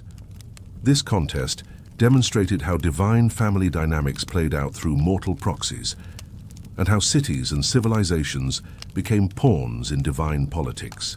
The competition began when Athens was still young, a settlement on the rocky hill of the Acropolis that had not yet chosen its patron deity. Both Athena and Poseidon desired this honor, seeing the potential of the city and wanting to shape its character. The contest was proposed. Each god would offer a gift to the city, and the citizens, or perhaps the other gods, would judge which gift was superior. The winner would become Athens' patron and receive eternal worship there. Poseidon struck the ground of the Acropolis with his mighty trident, and from the rock burst forth a spring. Water in a dry land was precious, but there was a problem. The spring produced salt water, flowing from the sea god's domain, useless for drinking or irrigation. It was an impressive display of power, but not a particularly practical gift. Poseidon expected his demonstration of raw divine might to overwhelm any competing offer. Athena, characteristically, offered something less flashy but more useful. She planted an olive tree on the Acropolis, the first such tree to grow in that region. The olive tree would provide food, oil for lamps and cooking, wood for building, and a commodity for trade. It represented peace, prosperity, and civilization itself. Where Poseidon offered spectacle, Athena offered sustained abundance. The judgment went to Athena. The city took her name, becoming Athens, and she became its special protector, worshipped above all other deities. The Parthenon, one of the most magnificent temples in the ancient world, would be built in her honor on the very spot where she planted that original olive tree. Poseidon, predictably, did not accept this judgment gracefully. He was furious at being rejected in favor of his niece, and his rage manifested as a flood that swept across the Athenian plain, destroying crops and homes. The sea god's pride had been wounded, and he wanted revenge. But Athena's gift had already taken root, both literally and figuratively, and Athens would forever be associated with wisdom and civilization rather than the sea. This rivalry continued throughout Greek history. Poseidon harbored resentment toward Athens and occasionally worked against the city's interests. During the Trojan War, Poseidon sided with the Greeks partly because he had been slighted by the Trojan king Laomedon, but his opposition to Troy also aligned conveniently against Athena's favored heroes at times when their interests diverged. The relationship between Athena and Poseidon remained tense, characterized by mutual respect for each other's power, but little warmth or cooperation. The Athena-Poseidon rivalry represented a deeper philosophical conflict within Greek culture. Poseidon embodied the wild, unpredictable forces of nature, the sea that could nurture or destroy without warning. Athena represented human civilization, the ability to impose order and reason on chaos. Athens, in choosing Athena, declared itself a city of culture, philosophy, and art, rather than simple maritime power. This choice shaped Athenian identity for centuries. Other rivalries among the Olympians added further complexity to the divine family. Ares and Athena, both war deities, but with fundamentally different approaches, competed constantly. Ares represented the brutal, bloody reality of combat, the chaos and carnage that made war terrible. Athena represented strategic warfare, disciplined armies, just causes worth fighting for. Greek culture overwhelmingly favored Athena's approach, showing in their myths how clever heroes aided by Athena regularly defeated the more powerful but less intelligent followers of Ares. In Homer's Iliad, this sibling rivalry played out directly on the battlefield of Troy. Ares fought for the Trojans, motivated partly by his love affair with Aphrodite, who supported Paris and his city. Athena championed the Greeks, helping heroes like Diomedes and Odysseus. At one point, Diomedes, with Athena's aid, actually wounded Ares in battle, driving the war god from the field. Ares retreated to Olympus, whining about his injury, and Zeus rebuked him harshly, saying he was the most hateful of all the gods. This scene revealed much about their family dynamic. Ares was Zeus and Hera's legitimate son, born from their marriage bed, yet Zeus despised him. Athena was born from Zeus's consumption of another woman, yet Zeus cherished her. The message was clear. Legitimacy of birth mattered less than character and usefulness. Ares embodied qualities Zeus disliked in himself and in Hera, the capacity for pointless violence and petty grudges. Athena embodied what Zeus aspired to be, powerful but controlled, feared but respected, violent only when necessary and always effective. Apollo and Artemis, despite their close bond as twins, occasionally came into conflict with other Olympians. Apollo's various romantic pursuits sometimes brought him into competition with other gods. His attempted seduction of various nymphs and mortals created complications when those same individuals were under other gods' protection. Artemis's fierce protection of her virgin huntresses led to violent consequences for any who violated them. When Actaeon, the hunter, accidentally glimpsed Artemis bathing, she transformed him into a stag and set his own hounds upon him. When the god Pan attempted to pursue one of Artemis's nymphs, she arranged for his humiliation and defeat. The twin gods also collectively defended their mother Leto's honor with ruthless efficiency. When Niobe, queen of Thebes, boasted that she was superior to Leto because she had 14 children while Leto had only 2, Apollo and Artemis demonstrated the quality versus quantity principle, Working together with perfect coordination, they methodically shot down all 14 of Niobe's children with their silver arrows. Apollo killed the 7 sons, Artemis killed the 7 daughters. Niobe, driven mad by grief, was transformed into a weeping stone on Mount Sipylus, forever mourning her lost children. This story illustrated several important aspects of Olympian family dynamics. First, insulting one god by extension insulted their entire family, and retribution would come from unexpected quarters. Second, divine siblings could work in perfect harmony when defending family honor, even if they competed with each other in other contexts. Third, the gods were willing to destroy innocent lives. Niobe's children had done nothing wrong, to make a point about respecting divine superiority. Aphrodite, goddess of love and beauty, generated her own complicated web of relationships and rivalries. Married to Hephaestus in what appeared to be Zeus's attempt to neutralize her dangerous beauty by giving her to the least attractive god, Aphrodite nonetheless carried on affairs with multiple partners, most notably Ares, the war god. This affair between Aphrodite and Ares became legendary after Hephaestus discovered it and took his revenge. Hephaestus, aware of his wife's infidelity but lacking concrete proof, crafted an invisible net of unbreakable chains. He told Aphrodite he was leaving on a journey, but instead he hid and waited. When Ares arrived to enjoy his lover's company, thinking themselves safe, the couple fell into bed together. At that moment, Hephaestus sprung his trap. The invisible net dropped over them, binding them in an undignified position, unable to escape or cover themselves. But Hephaestus was not satisfied with private revenge.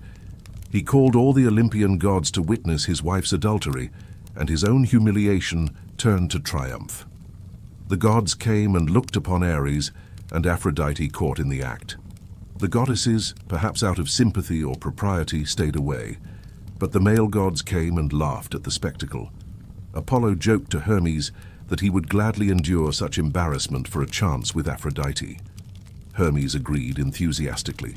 Eventually, at Poseidon's urging, Hephaestus released the adulterers, and they fled in shame. Ares retreated to Thrace, Aphrodite to Cyprus. But the damage to their reputations was done, and Hephaestus had demonstrated that even the least physically impressive god could outwit and humiliate the mightiest through cleverness and craft. This incident demonstrated another layer of Olympian family complexity. Hephaestus was simultaneously the wronged husband deserving sympathy and the cruel humiliator who turned private betrayal into public spectacle. Aphrodite was simultaneously the faithless wife and the victim of a loveless arranged marriage. Ares was simultaneously the powerful war god and the buffoon caught in a trap. The other gods were simultaneously witnesses to justice being served and voyeurs enjoying the sexual humiliation of their peers. No one emerged from the story morally pure. The relationships among goddesses had their own intricate politics. Hera, Athena, and Aphrodite formed a complicated triangle of rivalry that culminated in the judgment of Paris and ultimately the Trojan War. When Eris, goddess of discord, tossed a golden apple inscribed "To the fairest" into a wedding feast attended by all the gods, these 3 immediately claimed it. Zeus, wise enough to avoid judging between his wife, his favorite daughter, and the irresistible goddess of beauty, appointed Paris, a Trojan prince living as a shepherd on Mount Ida, to make the judgment. Each goddess offered Paris bribes. Hera offered him kingship over all of Europe and Asia. Athena offered him wisdom and victory in battle.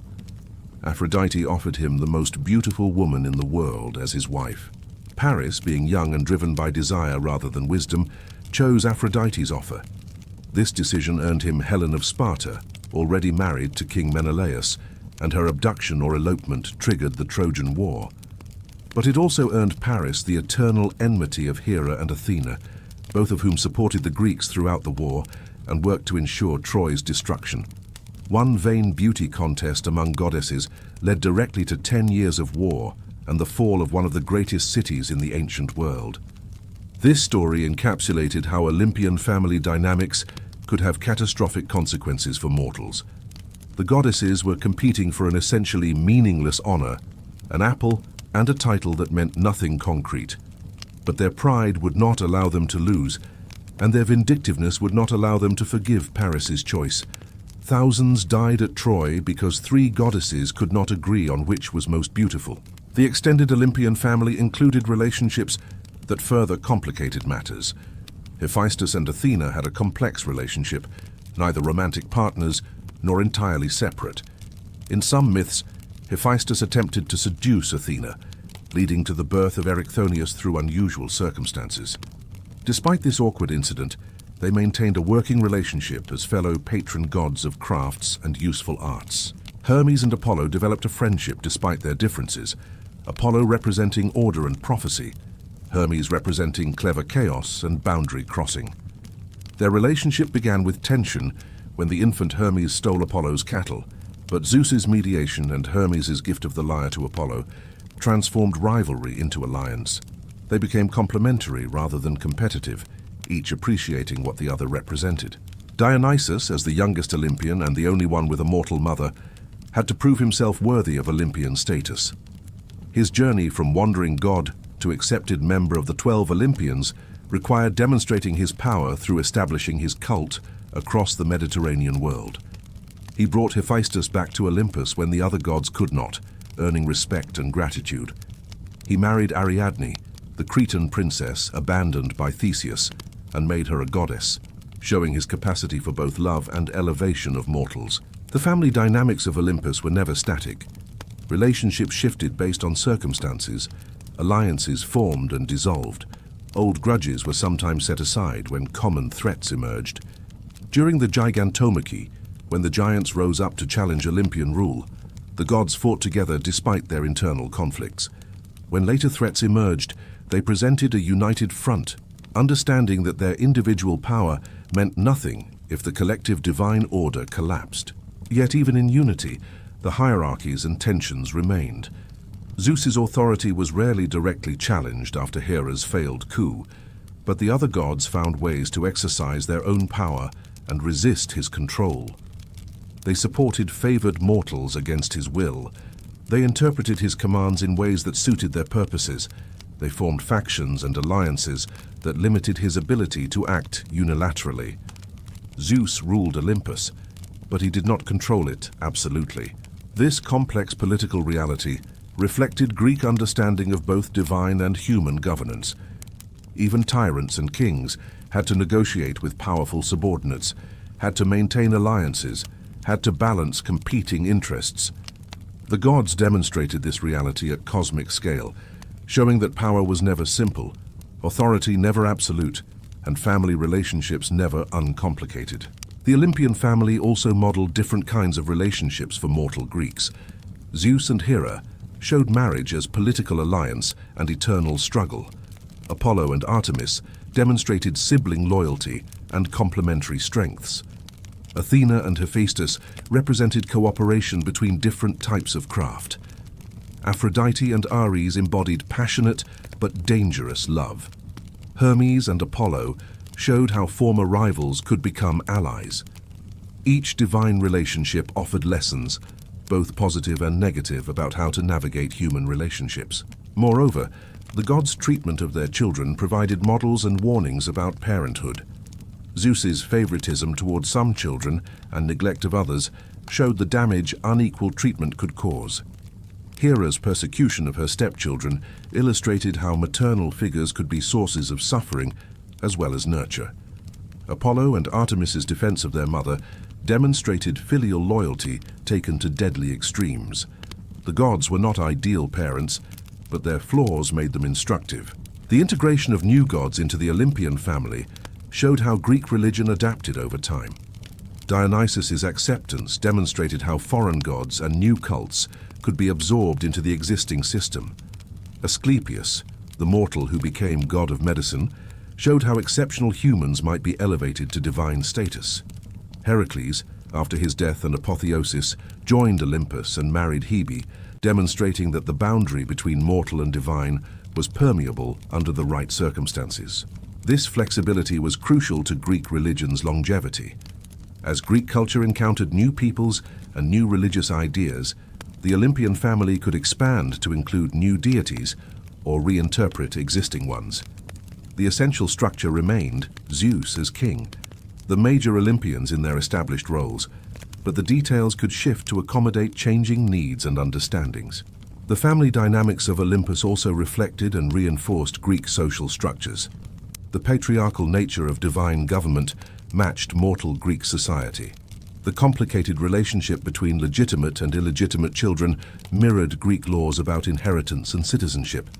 The importance of marriage alliances among gods reflected aristocratic marriage practices. The competition for honor and status among gods paralleled the agonistic culture of Greek men, constantly competing in athletics, politics, and warfare. Yet the presence of powerful goddesses like Athena, Artemis, and Hera complicated simple patriarchy. These goddesses wielded real power, commanded genuine respect, and could not be dismissed or controlled by male gods. They represented spaces where female authority was acknowledged and even celebrated, even within a patriarchal system. Athena governed wisdom and strategic warfare. Artemis controlled wild nature and childbirth. Hera ruled marriage and family. These were not trivial domains, but essential aspects of existence. The virgin goddesses, Athena, Artemis, and Hestia, represented another important model. Women who remained outside the standard marriage-based power structure, yet retained influence and respect. Their virginity was not weakness, but strength, a declaration of independence and self-sufficiency. They needed no husband to legitimize them, no children to define them. They were complete in themselves, powerful in their own right. This divine model may have provided some validation for real Greek women who remained unmarried, whether by choice or circumstance, or who found their identity in roles beyond wife and mother. While Greek society strongly pressured women toward marriage, the presence of respected virgin goddesses suggested that other paths existed and could be honorable. The family dynamics of the Olympians also provided Greeks with a way to understand natural phenomena and historical events as personal relationships rather than impersonal forces. When Athens and Sparta warred, it was because Athena and Ares competed for influence. When earthquakes struck, Poseidon was angry. When crops failed, Demeter grieved for her daughter. When plague came, Apollo's wrath was to blame. This anthropomorphic understanding made the unpredictable universe feel more comprehensible, more like dealing with difficult relatives than confronting meaningless chaos. The gods' personal natures also provided a way to understand human psychology and society. Zeus embodied authority and desire, the tension between duty and appetite. Hera represented the legitimate order constantly threatened by chaos. Athena showed wisdom, born from consuming knowledge. Apollo and Dionysus represented opposing but necessary forces: reason and ecstasy, order and chaos, civilization and wild nature. By understanding the gods and their relationships, Greeks understood aspects of their own nature and society. The Olympian family was never intended to be a model of perfection or a guide to ideal behavior. The gods were powerful, fascinating, and worthy of worship, but they were not primarily moral examples. They demonstrated what power looked like, how relationships functioned under conditions of immortality and divine authority, what happened when appetite met with unlimited ability to pursue it. They showed humanity reflected in a cosmic mirror, magnified and clarified, beautiful and terrible in equal measure. As we continue exploring the Olympian family, we see patterns emerging from the chaos. Despite all the infidelities and rivalries, the persecutions and competitions, the divine family maintained itself across ages. Zeus never fell to a prophesied son because he consumed Metis and produced Athena instead. Hera never left Zeus despite countless provocations because their marriage was institutional as well as personal. The younger gods never successfully overthrew the older ones because the older gods learned from their predecessors' mistakes. This stability was both the triumph and tragedy of the Olympian order. They had created a system that could endure, but endurance came at the cost of justice and mercy. The gods would reign from Olympus for ages beyond counting, but their reign would be marked by all the pettiness, cruelty, and dysfunction that had characterized it from the beginning. They were immortal, which meant their conflicts never ended, their grudges never faded, their mistakes could never be forgotten or forgiven. Yet within this complicated, dysfunctional divine family, Genuine bonds existed. Zeus truly did love some of his children, particularly Athena. Apollo and Artemis shared a bond of profound loyalty and cooperation. Hermes and Apollo transformed rivalry into friendship. Even Zeus and Hera, for all their conflicts, remained connected by more than just political necessity. These moments of authentic connection, rare though they might be, showed that the gods were capable of more than just power and passion. The divine family of Olympus thus presented Greeks with a complex model, powerful yet flawed, eternal yet troubled, magnificent yet petty, worthy of worship, yet also worthy of criticism.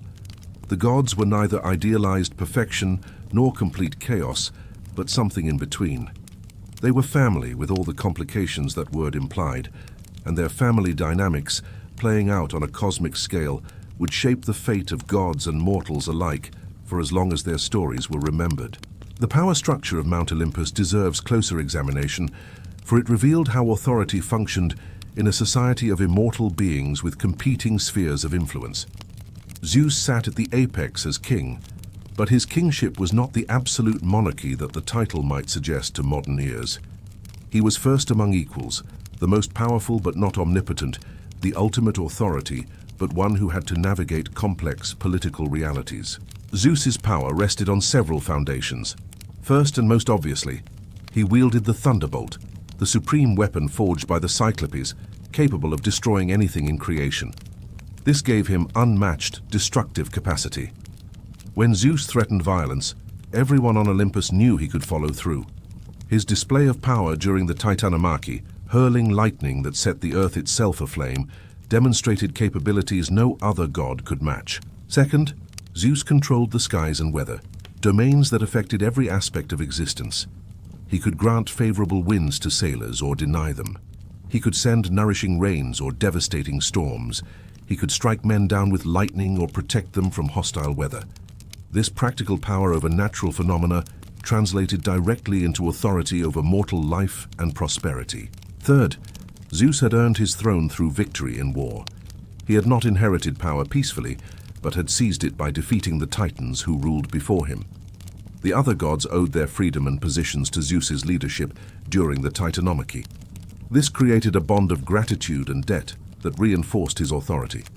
He was king not just by proclamation, but by achievement. Fourth, Zeus controlled fate, or at least he interpreted and enforced it. He held golden scales on which he could weigh the destinies of mortals and even gods. When prophecies needed to be fulfilled or cosmic justice needed to be administered, Zeus was the ultimate arbiter. This role as enforcer of fate gave him authority beyond just physical power. He represented the cosmic order itself. But Zeus's authority had limits, and understanding those limits reveals much about Olympian power dynamics.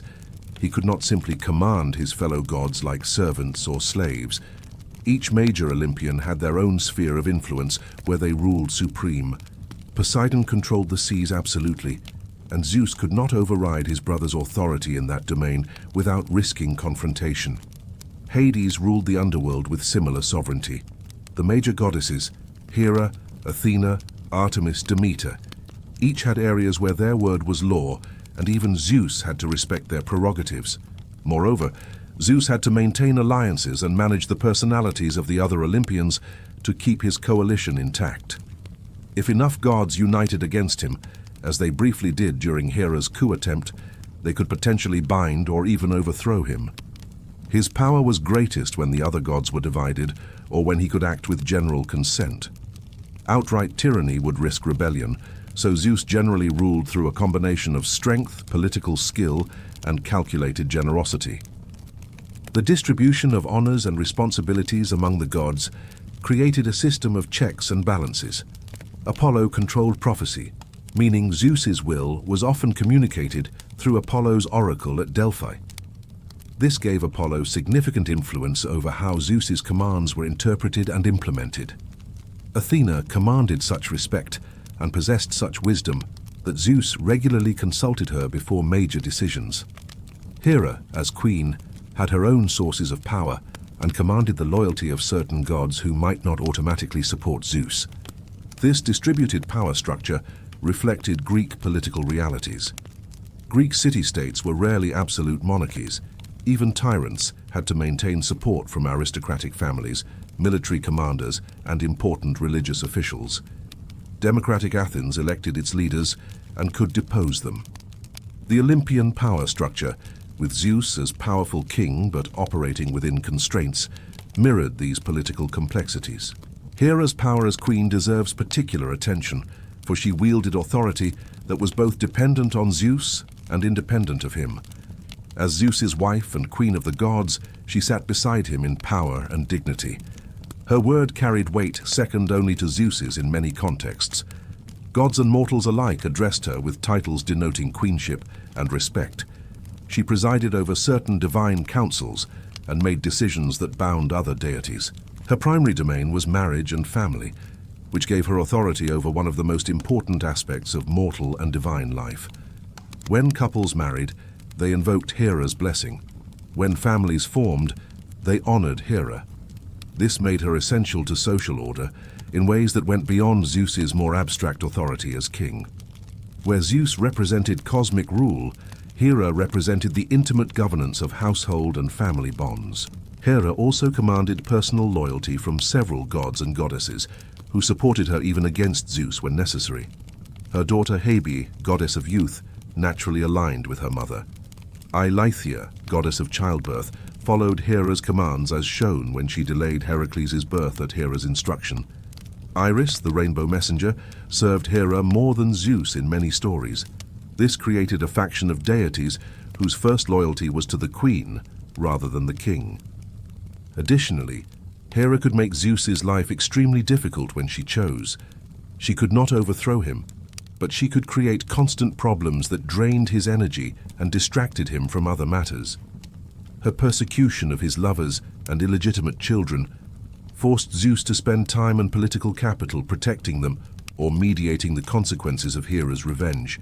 Her ability to organize conspiracies against him, even if they ultimately failed, showed that Zeus could never become complacent or inattentive to his queen's moods. In many ways, Hera's power came from being simultaneously indispensable and threatening. Zeus needed her to legitimize his rule, to represent divine marriage and proper order, to serve as queen beside his kingship, but her resentment and capabilities made her dangerous if not properly managed. Zeus had to constantly balance maintaining his authority against managing Hera's pride and grievances. This dynamic kept both of them engaged in perpetual negotiation rather than either one completely dominating. Athena occupied a unique position in the Olympian power structure. She was neither Zeus's wife nor his brother, neither a primordial force nor a foreign addition to the family. She was his favorite daughter, born in extraordinary fashion, embodying his wisdom while remaining subordinate to his authority.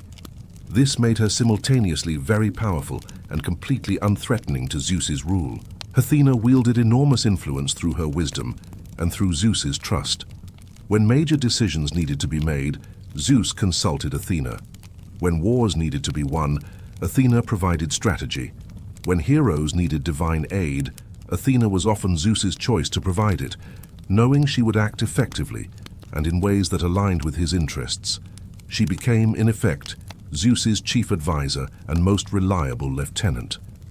Her willingness and ability to carry Zeus's thunderbolt, a privilege granted to no other god, symbolized their special relationship. The thunderbolt represented Zeus's ultimate authority and power. By allowing Athena to bear it, Zeus demonstrated that he trusted her completely, that he saw her as an extension of his own will rather than a potential rival. This trust was well-founded because Athena never turned the thunderbolt against Zeus or used it to pursue her own agenda contrary to his wishes. Athena's power was also self-generated rather than purely derivative. She was goddess of wisdom, strategic warfare, and useful crafts, domains that commanded respect regardless of whose daughter she might be. Cities sought her patronage because she offered real benefits, victory in battle, prosperity through crafts and trade, wise governance. Athens became the cultural and intellectual center of Greece, partly through Athena's influence and protection. Her power rested on her own capabilities as much as on Zeus's favoritism. The virgin goddesses, Athena, Artemis, and Hestia, represented a distinctive type of divine power that operated outside the marriage-based power structure dominating much of Olympus.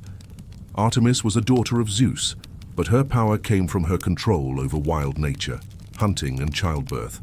She commanded a following of nymph attendants who honored her and served her purposes. She punished those who violated her sacred prerogatives with swift, violent retribution.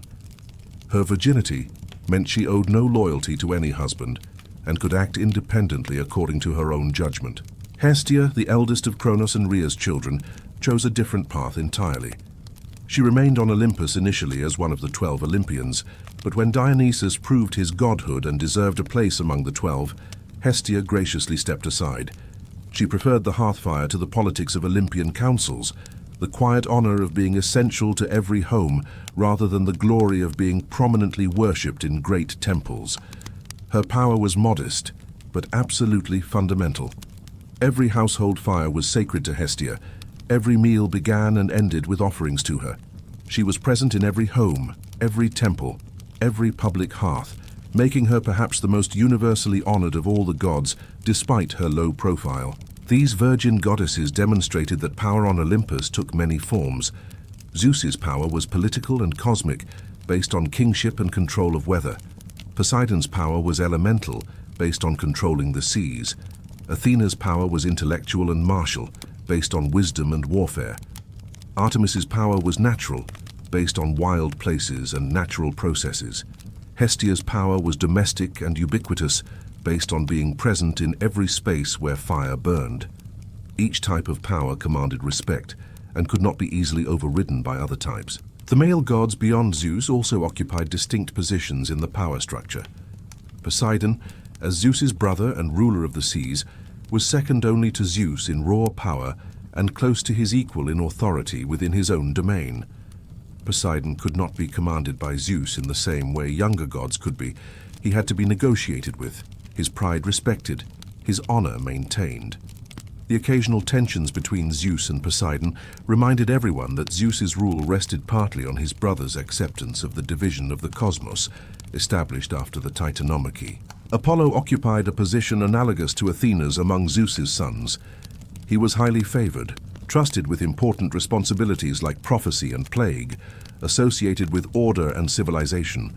His oracle at Delphi spoke Zeus's will to mortals, making Apollo essential to Zeus's governance. But Apollo also pursued his own interests, had his own followers, and could act independently when his father's attention was elsewhere. Zeus relied on Apollo, but had to keep him satisfied with his position to maintain his loyalty. Hermes served as Zeus's most versatile and useful son, the messenger who could go anywhere, the trickster who could accomplish tasks requiring deception or cunning. Where Apollo represented Zeus's public, orderly authority, Hermes represented his pragmatic willingness to use whatever methods worked. Zeus sent Hermes on missions that required discretion or moral flexibility, knowing his clever son would find a way to accomplish them. Dionysus, as the youngest Olympian and the only one with a mortal mother, occupied the lowest position in the formal hierarchy, but wielded enormous indirect power through his cult. Dionysian worship offered ecstasy, release, and temporary escape from social constraints. This made his cult wildly popular, especially among women and lower-class citizens. Kings and aristocrats who tried to suppress Dionysian worship often met terrible fates. Dionysus thus showed that popular support could translate into real power, even for gods of relatively low formal status. Ares, despite being Zeus and Hera's legitimate son, occupied perhaps the most awkward position in the Olympian hierarchy. His father despised him, his mother seems to have had little warmth for him, and his domain of violent warfare was necessary but not respected. Ares commanded fear but not honor, power but not influence. He could start wars but could not win arguments. He exemplified how being born to high position guaranteed nothing without the personal qualities to back it up. Hephaestus, the divine craftsman, wielded power through his skills rather than his status.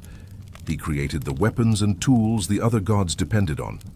Zeus's thunderbolt, Poseidon's trident, Athena's armor, all came from Hephaestus's forge. This made him indispensable despite his low social status and physical disability. He could not command other gods through authority or intimidation, but he could influence them by controlling what they needed. His power was the power of the essential worker, whose skills cannot be easily replaced. The power dynamics on Olympus shifted depending on circumstances. During times of external threat, Zeus's authority strengthened as the gods united under his leadership.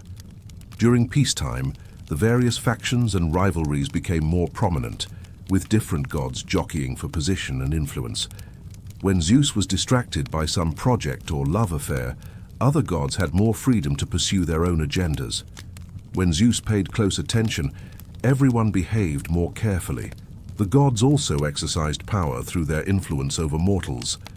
Gods who had many worshippers, many temples, many cities under their protection, wielded indirect power through these human proxies. Athena's patronage of Athens gave her influence because Athens was powerful and influential. Apollo's widespread cult with oracles and temples throughout the Greek world meant his voice reached everywhere.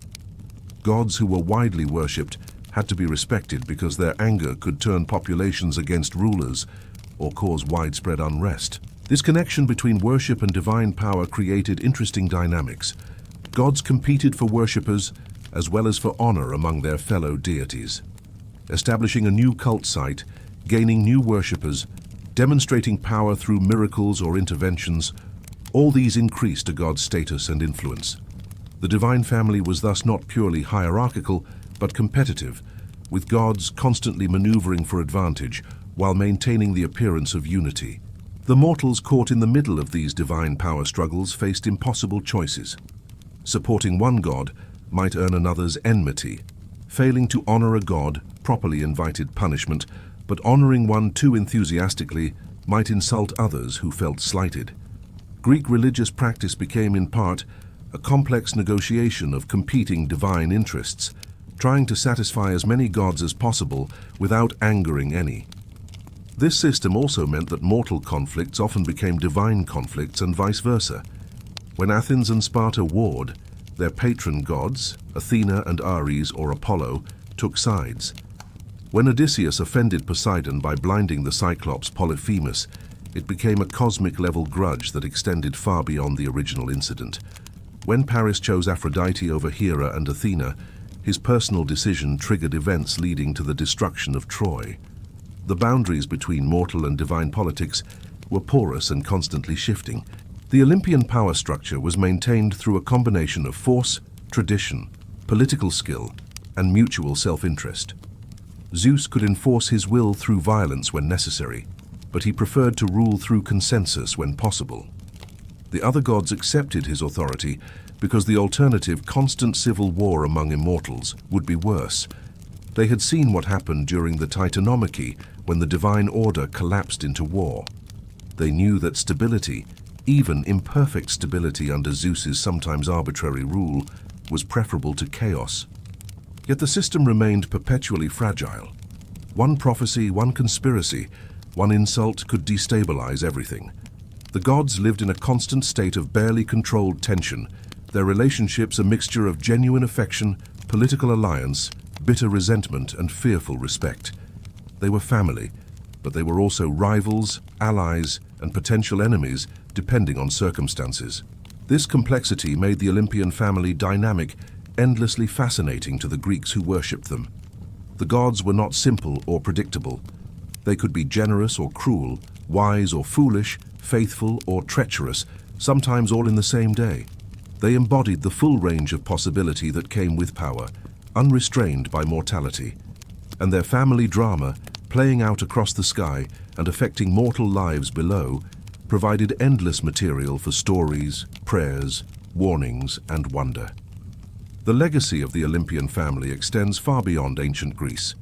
Their stories have echoed through millennia, adapted and reinterpreted by countless cultures and artists. But to understand why these myths endured, we must look at what they offered to those who first told and heard them, and what they might still offer to us today. The Greek gods were never meant to be moral paragons or perfect beings worthy of emulation. They were powerful, yes, and worthy of respect and worship, but they were not guides to ethical behavior in the way that later religious figures would be. Instead, They represented truths about power, desire, family, and fate that the Greeks recognized in their own lives and amplified to cosmic scale. Zeus's infidelities, for instance, were not presented as admirable behavior. They were simply the reality of a being with unlimited power and appetite.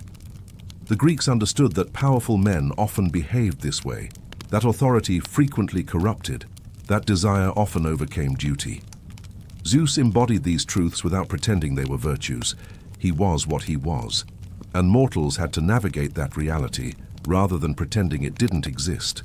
Similarly, Hera's jealousy was not held up as a model for how wives should behave, though her loyalty to her marriage, despite Zeus's betrayals, did reflect certain Greek values about the permanence and importance of marriage. Her persecution of innocent children and unfortunate women showed the cruelty that jealousy could produce, the way pain could transform into vengeance, the reality that victims often became victimizers. Hera's story was cautionary as much as explanatory, showing what happened when pride and hurt combined with divine power. Athena's birth from Zeus's head, her motherless existence, spoke to Greek attitudes about wisdom and gender. She was female but not born from a female body, warrior goddess but also goddess of crafts associated with women. She represented the possibility of transcending simple gender categories, of wisdom that could be both masculine and feminine, of strength that came from the mind as well as the body. Yet she also reinforced patriarchal structures by being loyal to Zeus above all, by being born from male rather than female flesh, by never challenging the father whose consumed wife she might have avenged. The family dynamics of Olympus reflected Greek social realities, while also providing a way to think about them from a distance. Sibling rivalry, parental favoritism, the tension between legitimate and illegitimate children, the complications of extended families, conflicts between duty and desire, all these themes played out in divine form but resonated with human experience. The gods' stories allowed Greeks to explore difficult social and psychological territory through the safety of mythology. Consider how many Greek myths dealt with fathers and sons, with prophecies of overthrow, with succession anxiety. This reflected real concerns in Greek society about inheritance, about sons potentially surpassing fathers, about the transfer of power between generations. Zeus's consumption of Metis, to prevent the birth of a threatening son, was an extreme version of fathers' fears about their sons' ambitions. The gods acting out these fears on a cosmic stage allowed mortals to contemplate them, without directly confronting their own family dynamics.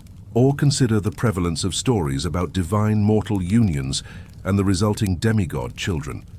These tales spoke to Greek beliefs about aristocratic bloodlines, about the possibility of exceptional individuals arising from the mixing of divine and mortal. They provided a way to explain why some people seemed destined for greatness, why certain families maintained power across generations, why heroes emerged in times of crisis. The demigods were not just entertaining characters, but explanations for human excellence and suffering. The Olympian family also provided models for different types of relationships and different ways of exercising power. Apollo and Artemis showed sibling cooperation and loyalty. Athena and Poseidon demonstrated productive rivalry that pushed both parties to excellence. Zeus and Hera illustrated the complications of marriage between powerful individuals. Hephaestus and Aphrodite showed how mismatched unions created ongoing problems. Each relationship offered lessons, both positive and negative. Moreover, the gods' treatment of mortals provided a framework for understanding suffering and fortune. Why did bad things happen to good people? Perhaps they had unknowingly offended a god. Why did some people prosper despite being wicked? Perhaps they had divine favor. Why did some heroes succeed against impossible odds? Divine assistance. Why did others fail despite righteousness? Divine opposition. The Olympian family's involvement in mortal affairs provided explanations for the otherwise inexplicable randomness of life. The mystery and ambiguity in the myths were features, not bugs. The gods were not entirely knowable or predictable. Their motivations were sometimes clear, sometimes opaque. They could be moved by prayer and sacrifice, but they could also be arbitrary and cruel. This uncertainty reflected the Greek experience of a world that did not always make sense. where efforts were not always rewarded and suffering was not always deserved. The gods embodied this unpredictability while also providing a framework for attempting to navigate it. The Olympian myths also allowed Greeks to think about justice and moral order in complex ways. The gods were not consistently just. They played favorites, they held grudges, they punished innocent people for others' crimes. Yet there were also divine mechanisms for justice. The Furies who punished oathbreakers and kinslayers, Dike who represented justice, Zeus himself as sometimes an enforcer of cosmic order. The tension between divine caprice and divine justice reflected Greek struggle to find moral order in an often unjust world. The family structure of Olympus, with its hierarchies and tensions, provided a model for thinking about social organization. The relationship between Zeus and his siblings mirrored aristocratic families where power was shared among elite members. The relationship between the Olympians and minor gods reflected the relationship between aristocracy and common people. The relationship between gods and mortals mirrored that between rulers and subjects. The divine family was not just entertainment, but political philosophy in narrative form. As Greek culture evolved, so did interpretations of the Olympian myths. Philosophers began reading the stories allegorically, seeing in Zeus the representation of cosmic intelligence, in Hera the representation of the air, in Poseidon the sea itself, rather than a personal being. This allowed Greek intellectuals to maintain respect for traditional religion while developing more abstract theological and philosophical concepts. The myths became symbolic rather than literal, meaningful in new ways to new audiences. Yet even as philosophical interpretations evolved, the basic family drama of the Olympians retained its power. The stories continued to be told, performed in theaters, painted on pottery, carved into temple pediments. The gods remained vivid characters whose relationships illustrated eternal human themes: love and betrayal, ambition and consequence, power and responsibility, family and conflict. When Rome absorbed Greek culture, the Olympian family was translated into Roman terms, but maintained its essential character. Zeus became Jupiter, Hera became Juno, Athena became Minerva, and so on. The Romans adapted the myths to reflect their own values and concerns, making the gods more formal and civic-minded, but the underlying family dynamics remained. The Roman gods quarreled and conspired, loved and betrayed, just as the Greek gods had done. The universality of these family themes allowed the myths to transcend cultural boundaries. As Christianity spread and eventually displaced classical paganism, the Olympian gods lost their worshippers, but not their cultural presence. Medieval and Renaissance scholars preserved Greek texts, and artists continued to depict classical scenes. The gods became symbols and allegories rather than objects of worship, but they remained part of Western cultural imagination. Zeus might no longer receive sacrifices, but he represented authority and power. Athena might no longer have temples, but she symbolized wisdom and civilization. The Renaissance saw a major revival of interest in classical mythology.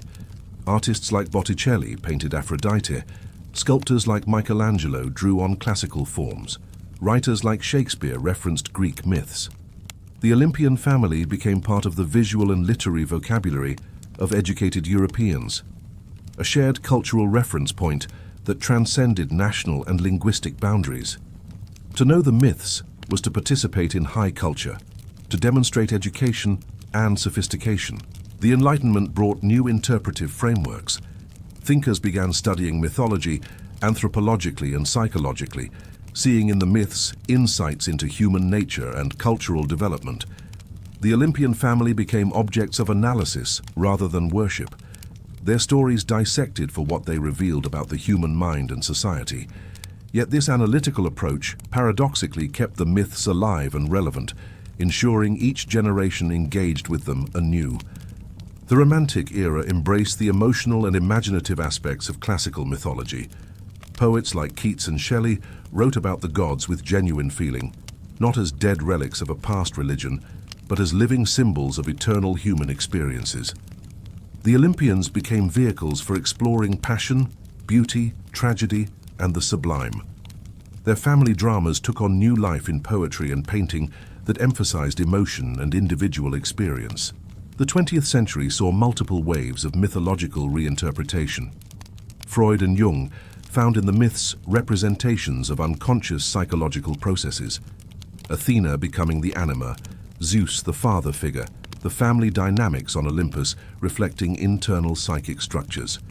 This psychological reading gave the myths new relevance to modern audiences interested in self-understanding and therapy. Feminist scholars re-examined the myths through the lens of gender and power, noting how the stories reflected and reinforced patriarchal structures while also containing moments of female power and resistance. Hera's persecution of Zeus's lovers could be read not just as jealousy, but as the only form of power available to a woman whose husband constantly betrayed her. Athena's virginity and motherless birth could be seen as both empowering independence and patriarchal appropriation of female reproductive power. These readings added new layers of meaning to ancient stories. Literary adaptations proliferated. Modern novels reimagined the Olympian family from different perspectives, giving voice to characters who had been silent in ancient texts. Madeline Miller's Circe and Song of Achilles, Pat Barker's Silence of the Girls, Natalie Haynes's A Thousand Ships all retold classical stories with attention to characters traditionally marginalized. These retellings showed that the Olympian family could still generate new stories, new insights, new ways of thinking about power, gender, and family. And popular culture embraced the Olympians in films, television shows, comic books, and video games. Disney's Hercules, Rick Riordan's Percy Jackson series, the God of War video games, all brought Greek gods to mass audiences, often simplifying or modifying the myths, but keeping the essential family dynamics. Zeus remained the powerful but flawed king, Hera the angry queen, Athena the wise favorite daughter. The archetypes proved durable enough to survive multiple transformations and continue resonating with contemporary audiences. What explains the enduring appeal of these myths across such vast spans of time and cultural change? Perhaps it is precisely the complexity and humanity of the divine family. The Olympian gods are powerful enough to be awe-inspiring, but flawed enough to be relatable. Their family works like human families, with all the love and dysfunction that entails. They show us what we might become with unlimited power, both the good and the bad. They embody eternal tensions that every society and every family must navigate. Zeus represents authority struggling to maintain itself against internal and external challenges. Every leader, parent, or person in power faces similar struggles, though usually without thunderbolts. Hera represents the person who maintains their position and dignity despite constant humiliation and betrayal.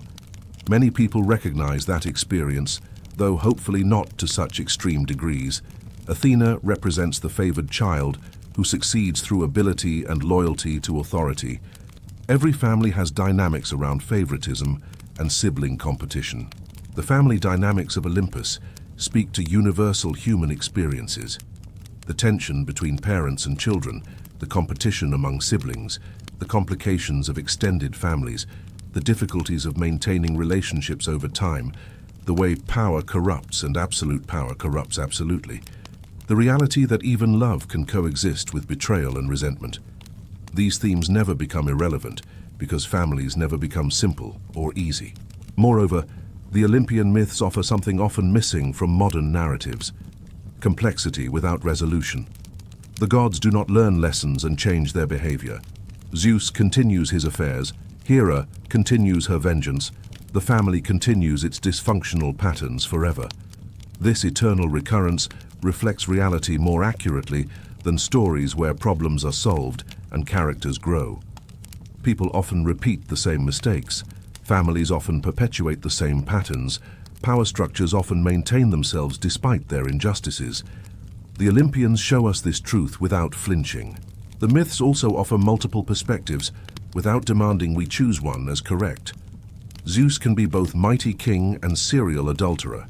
Hera can be both wronged wife and cruel persecutor. Athena can be both wise goddess and daddy's favorite, who benefits from her mother's consumption. The myths contain these contradictions without resolving them, allowing readers and listeners to find different meanings depending on their own experiences and perspectives. In our own time, when families come in many different configurations and traditional authorities are constantly questioned, the Olympian family remains relevant precisely because it was never a simple model of how families should work. It was always a complicated, messy, powerful and troubled family whose members loved and fought and betrayed and supported each other in equal measure. It was gods behaving badly and occasionally nobly, making mistakes and sometimes learning from them, wielding enormous power and discovering its limitations. The legacy of Zeus, Hera, Athena and the rest of the Olympian family is not a set of moral lessons or perfect examples. It is a rich, complex, endlessly fascinating exploration of what it means to be in relationship with others, to have power and responsibility, to be part of a family whether by birth or choice, to navigate the competing demands of duty and desire, loyalty and self-interest, tradition and change. These gods, with all their grandeur and all their flaws, continue to speak to us across millennia because they represent something eternally human, even in their divinity. As we close this exploration of the Olympian family, we return to where we began, to Mount Olympus wreathed in clouds, to marble halls where immortals dwell, to the complicated relationships that bind the mightiest beings in the cosmos. We have seen Zeus rise from hidden infant to king of heaven, maintaining his throne through power and cunning and constant vigilance. We have witnessed Hera's transformation from swallowed child to queen, her complex role as both upholder of marriage and victim of its betrayals. We have marveled at Athena's extraordinary birth, springing fully formed from Zeus's head, born without a mother yet carrying within her the wisdom of Metis, the goddess her father consumed. We have met the many children of Zeus, divine and mortal, legitimate and otherwise, each adding their own thread to the intricate web of Olympian family relationships. We have explored the rivalries and alliances among the gods, seen how their personal conflicts shaped the fates of mortals and the ordering of the cosmos. We have examined the power structure of Olympus, understanding how Zeus's authority was both absolute and constrained, how other gods wielded their own forms of power, how the divine family functioned as both hierarchy and negotiation. We have considered the legacy of these myths, how they reflected Greek society, while also providing ways to think critically about it, how they have been reinterpreted across centuries and cultures, how they continue to resonate with modern audiences because they speak to eternal aspects of human experience. The Olympian family was never simple. It was a collection of immortal beings with enormous power, complex personalities, and all too human flaws. They loved and hated, created and destroyed, blessed and cursed. They were magnificent and petty, sublime and ridiculous, worthy of worship and deserving of criticism. They were family, in all the complicated glory that word implies. Their stories have survived not because they offered easy answers or perfect examples, but because they asked difficult questions and showed us truth through the lens of myth. They showed us power without wisdom, wisdom without mercy, love without fidelity, loyalty without justice, justice without compassion. They showed us the full range of what beings with power might become, and in doing so, they held up a mirror to humanity itself. Mount Olympus may be empty now, its temples fallen, its sacrifices long ceased. The gods no longer walk among mortals, no longer accept offerings, no longer answer prayers. But their stories remain, passed down through generations, retold and reimagined, analyzed and adapted. The Olympian family lives on in books and films, in art and scholarship, in the cultural imagination of the world that inherited Greek civilization. Zeus still represents authority and power, for good and ill. Hera still embodies the complicated role of queen and wife, dignity and jealousy intertwined. Athena still symbolizes wisdom born from struggle, strength combined with strategy, the possibility of female power in a patriarchal world. Their relationships still illustrate fundamental truths about how families work, how power functions, how love and betrayal coexist, how even immortals cannot escape the consequences of their choices. So we remember them. We tell their stories. We see in their divine drama reflections of our own mortal lives. We recognize in Zeus's fears about being overthrown our own anxieties about being surpassed or replaced. We see in Hera's jealousy the pain of betrayal and the difficulty of forgiveness. We understand Athena's favored position and the resentment it generates among less favored siblings. We know these dynamics because we live them in our families and our workplaces, our communities and our nations. The Olympian family, for all its divine power and immortal nature, was ultimately a family much like any other. Its members were bound by blood and circumstance, by shared history and competing interests, by genuine affection and bitter resentment. They could not escape each other, could not start fresh or walk away, but had to find ways to coexist for eternity.